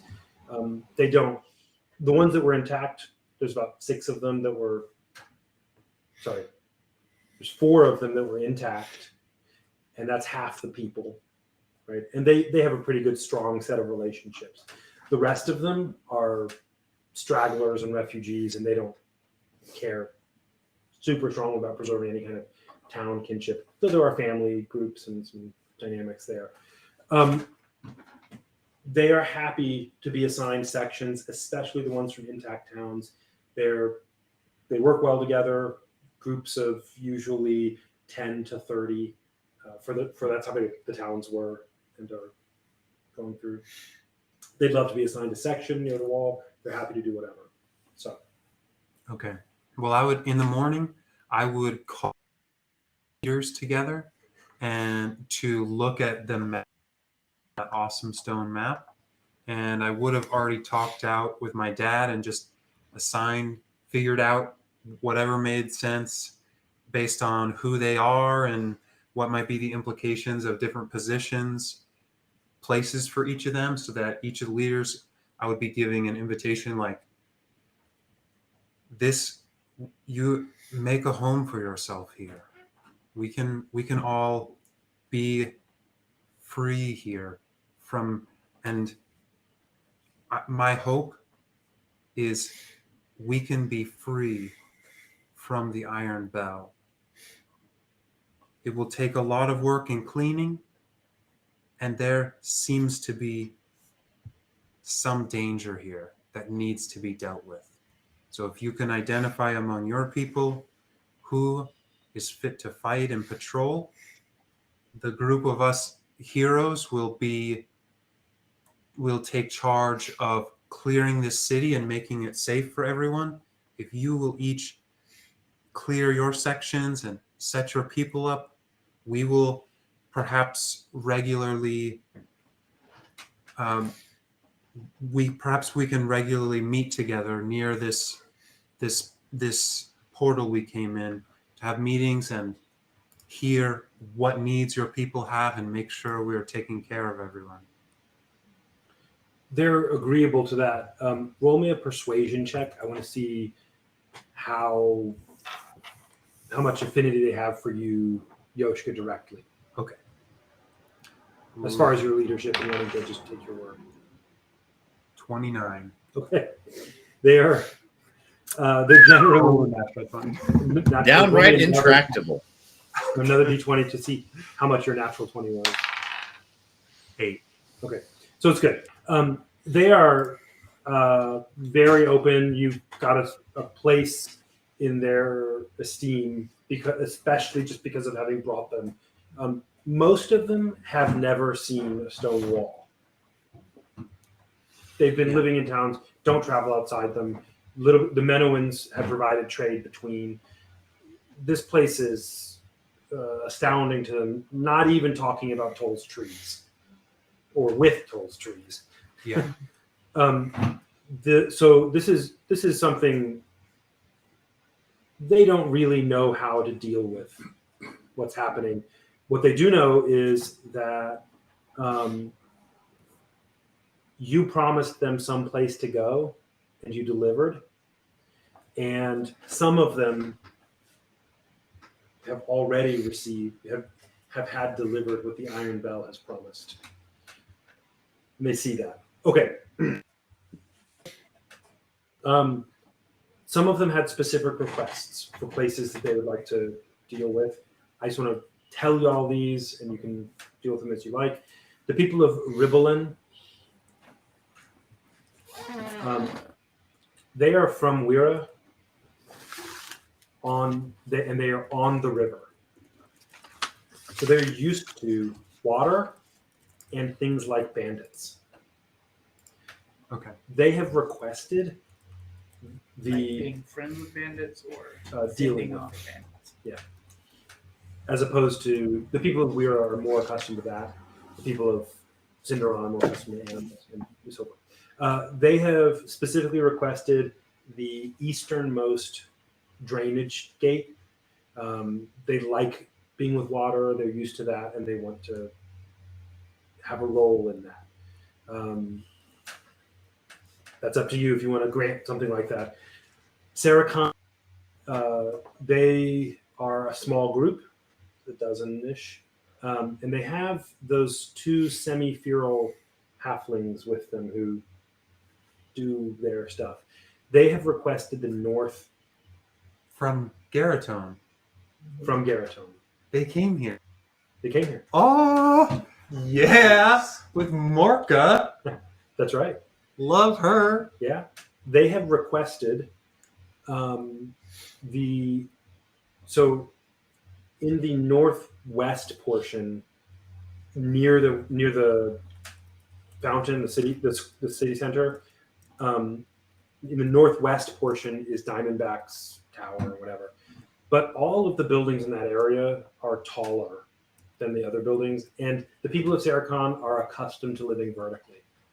So they request something portion. Diamondback's in the northwest section. They have requested the northeast section, which is the second smallest section. They don't want the whole section necessarily.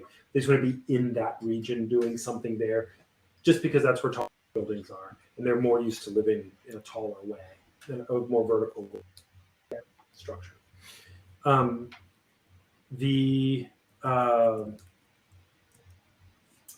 people of so Gevel, who's the orc leader of Miradau, after conferring with Garriott, have requested the westernmost gate. Not gate. Drain. They like that area. They want to, for whatever reasons that Garriott thought was nice, or maybe Gevel did. Who knows?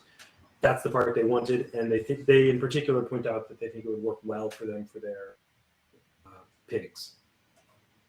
Maybe that's a blessing to everyone for the pigs to be near a drain. Who knows? Especially the trees. They're going to visit the other side of that drain. There are several other specific requests that are made. Big thing that you don't really have a plan for, and several of them point out, is they have an aversion. The people are the one thing they're requesting against is nobody really wants to be near the giant undefended opening of the city. So it may make sense to try to fit it with A gate. door, or Maybe some sort of living door made of You could tree. put all the trees there, for a yeah, while. at least as guards. So that's something to think about for trees could, like, just to see what you want to peel do. off portions. About those requests that were made. Are you okay with that? Do you need to talk about it? Do you care? I'm game to grant all of them as long as they don't conflict. I'm a little nervous With each about other. the people up near So Diamondback. Yeah. they're not super near. They're different kind of quadrants, but you can feel free to advise them. Hey, Yeah, stay away, or from Diamondback. go, whatever you want. What? There are the people who are most used to undead in their lives. Let's- So It's not I'm worried Yeah. about them interacting with undead. I'm worried about a lich appearing and eating all of them. So, speaking of Diamondback, Diamondback has been every day at evening. This is probably the only time that maybe a lot of the people see Diamondback, but every evening he comes into the town and he's got two pretty big torches, and the torches have continual flame cast on them, which is a second level spell slot. So he uses two of those each evening, and he just gives out. It's a flame that it gives light, but it doesn't give heat. It can't be smothered. It can't be quenched. So like he's putting up street lights, and he's giving torches. He's giving continual flame torches to the trees as well. So if they're like on guard duty at night, the trees have like lights with them. So over the course of a couple weeks, now there's several dozen, nice street lights around, so people can see at night, or that families can have in their houses, that they don't need to get firewood or torch or lamp oil or anything. You can just have free reading light for anybody who wants it, courtesy of your friendly local necromancer. Speaking of which, we should teach them to read yes. or something, maybe. Especially that one little kid with the can-do attitude who's an orphan. Who's going to come back from? Yeah, who knows what he'll come back with? Elvari offers seed sprouting service. If anybody starts gardens, they can. When did this turn Touche. into a city management game? I'm very excited, but I'm also very confused. Mr. DM, we need some rules for how taxation is going to work. And That's right. I don't think we even have Only money yet. taxation without representation. We're think- just going to tax undead industry and use that to give healthcare. When Can Belvar- Toll be a slumlord? You already are, Toll. You already are. That's true. I just needed to look at the slumlord inside. In the Ent district. In the end district, yeah, either way. when Belvari mentions some necromancer tower, kind of warning Hornwall, Yoshka says, "What?" and gets the story from him if he's willing. Oh yeah, Diamondback. He's a creepy necromancer now, and he's the reason the Lich is going to appear any day now and kill all of us. Diamond. Listen, Sorry, go ahead. There you go. I'll say to the leaders, we have some things to sort out, and I want to be good to you all.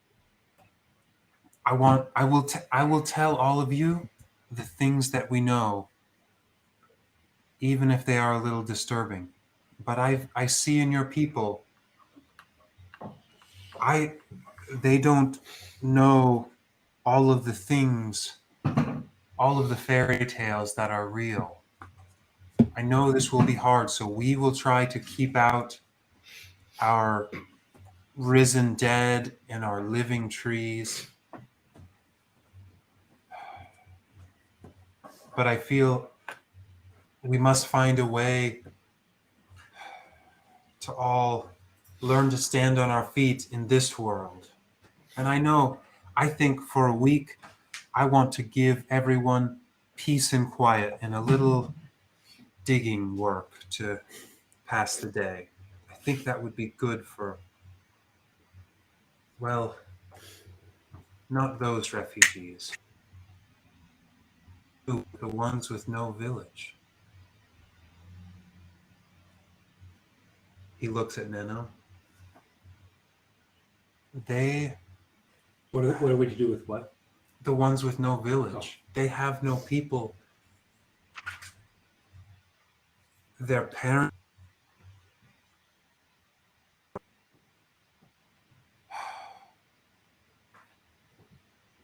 We must after them and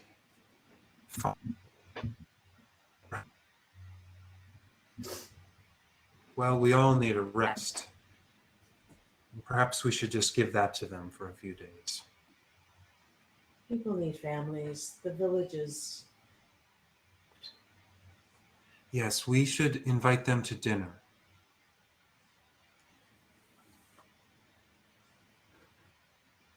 And tend to them. And all of you, if you have befriended or helped any along the way, please make your invitations.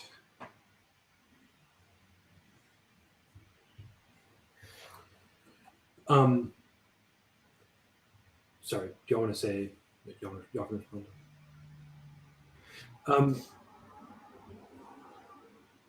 Diamondback. This is an. Let me tell you something. You and Talid, an experience you had one time. The two of you together in the course of this period. Talid, you were working with some of the town folk, just getting them set.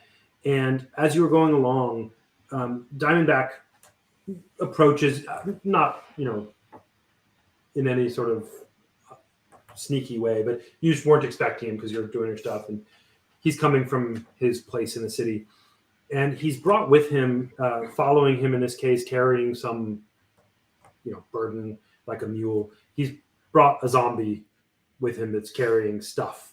Nothing unusual, but it comes, and as it comes near to you, Diamondback, you're there. Talad, you hear the zombie just making a grunt, and you're working on something, and it goes, "Ugh." But it really startles. All right. You spin around and just reflexively are surprised. And Diamondback, you and Talad both kind of dolorous bell fill the air. And your zombie collapses to the ground.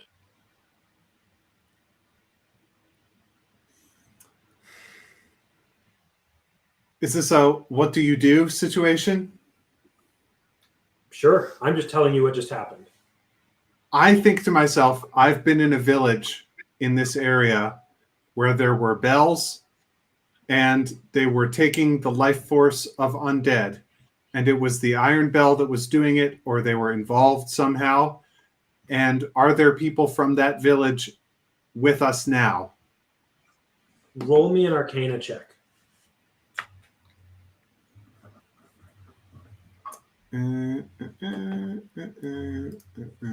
Arcana is no, don't cover it. Arcana. Here we go. 15. 15. You actually, something tickles your mind, and at first you're looking out for any of the people of Sarakhan, but you also don't see a bell nearby. It was clearly ringing right around you. It had a different timbre, and you don't know what, but you remember now, actually, you know a spell called Toll the Dead. And it looks like, to your untrained eye, your trained eye but unexpecting eye, that when your zombie startled Talad, he spun around and reflexively told the dead. The bell sounded. Your zombie is collapsed, incapacitated on the ground. I mean, that's a cantrip that I myself know, so I would recognize it. Yeah, that makes sense. Talon is going to say, "Don't startle me like that. I have so much work to do." So what you see is a big grin on Diamondback's face, and the eyebrows go up a little bit. And Diamondback says, Talad, do you know what you... I have a question for you. The spell that you just did you use any components for that? Talad, you are unaware of having cast a spell, and you did not use any components. Talad's going to look at him extremely confused and say, "What spell? Something's wrong with your zombie." Have you found any interesting artifacts lately? No. I found a cool stone once, but that was a long time ago back in the village. Do you still have it with you? Yeah, I have it to my hammer thingamajig. It's quite nice. I like it. Can I look at the hammer thing to see if that's his magical focus? You can look at it. It's a little obsidian stone that Morka gave him sometime prior. He has been carving out, and he's embedded it in his hammer with his hammer chisel set. He's embedded it in the handle of that, in the kind of hilt area as a bottom piece. So he's almost always holding it in his hand. Is that his focus? Roll an Arcana check. DC 200. 17. Close. You strongly is. I say, my friend, today's a wonderful day. I've much to teach you. No, he's Okay. not an influenceable child. Talad, Don't worry. He was Yes. there when the one happened. The double one happened. You just did yeah. magic. You just cast a spell without any components. No, your zombie has a broken leg. That's certainly not true. And what I'll do is I'll say, why don't you try it again on this skeleton? And I'll have the skeleton come at him and like pretend to be about to like poke him with a stick or something. As well as skeleton can pretend. Not like a serious attack, but like, oh, this skeleton. And I'll be like, try it on the skeleton. All right. Well, Talad's going to be, look, it's just your undead that's affected. He's going to go, nothing happened. And just wave his arms about. Talad is not scared the same way, but he kind of is sort of mocking you, Diamondback. And the skeleton comes to him. He's not especially scared, but he does, sort of mock I cast a spell. And when he does, you both see a glistening of a disorienting spike of psychic energy drive straight through the creature, the skeleton, causing fractures in its skull. The skeleton's pieces of bone splinter a little bit, and it is severely affected. It doesn't know what happened, and backs off. Diamondback claps him on the shoulder and says, my boy, you're a wizard. You're a wizard, Harry. Talad is profoundly confused and is just going to say, probably bone atrophy. He's just going to mumble on into his breath, like, what the crud just happened. Drawing the disoriented young man to his glistening bare chest, Diamondback waxes arcane about the future revelries they'll engage in together. So I begin. Their unthinkable faces.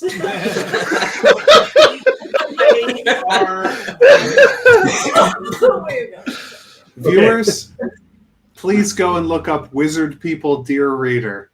If you don't know, if you're not in on that joke, it'll be the best present you can give yourself. So, about that, Talad, one thing you have noticed is that for the past few days, you're not waking up with splitting headaches. Nice. Talad has been unwell for at least the first couple of hours of every day, just since the time you've known him, just brutal headaches, which perhaps were stress related, who knows what, but he hasn't been for a few. Does anybody else? I'll stop the episode here unless anybody else has anything pressing for this. Just one question: do we have 4 weeks worth of experience? Can have some experience. Let me. I should gain double experience because that was very experiencing.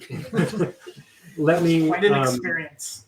I will tally it up and give it to you in the chat. I'll let you know what's going on. Some of you have had a different set of experiences, but I'll do it so that you have plenty of time. If you are, I don't know where you all are, but if you do that before next time. Okay. Well, that's where we'll end this episode. Thanks for listening. You can get more details about this world at the starfallcollective.com. Have a good night. Bye.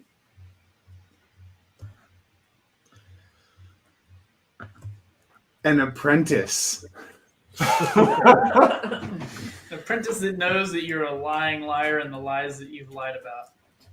I'm really hoping I get more hit points with some leveling up. I haven't points since I was born. Really? Yeah, I'm very prone Good to thing death. is, if you increase your What level are you? constitution, you get it retroactively adds hit points. So. It's true. How do I increase my constitution? At 4th level and every 4 levels after that, you get to bump up 2 of your ability scores, 2 different ones. Oh, I should do that. I'm Or level. alternately, you can take a feat that allows you to just automatically bump up 1 ability score with some extra features. It's one of the options when leveling up. Okay. You can choose make myself smarter or stronger. Aaron Joy, Diamondback took a feat that gave him 2 spells and bumped his intelligence score by 1. So you should look at the feats and see what feat Neno might take.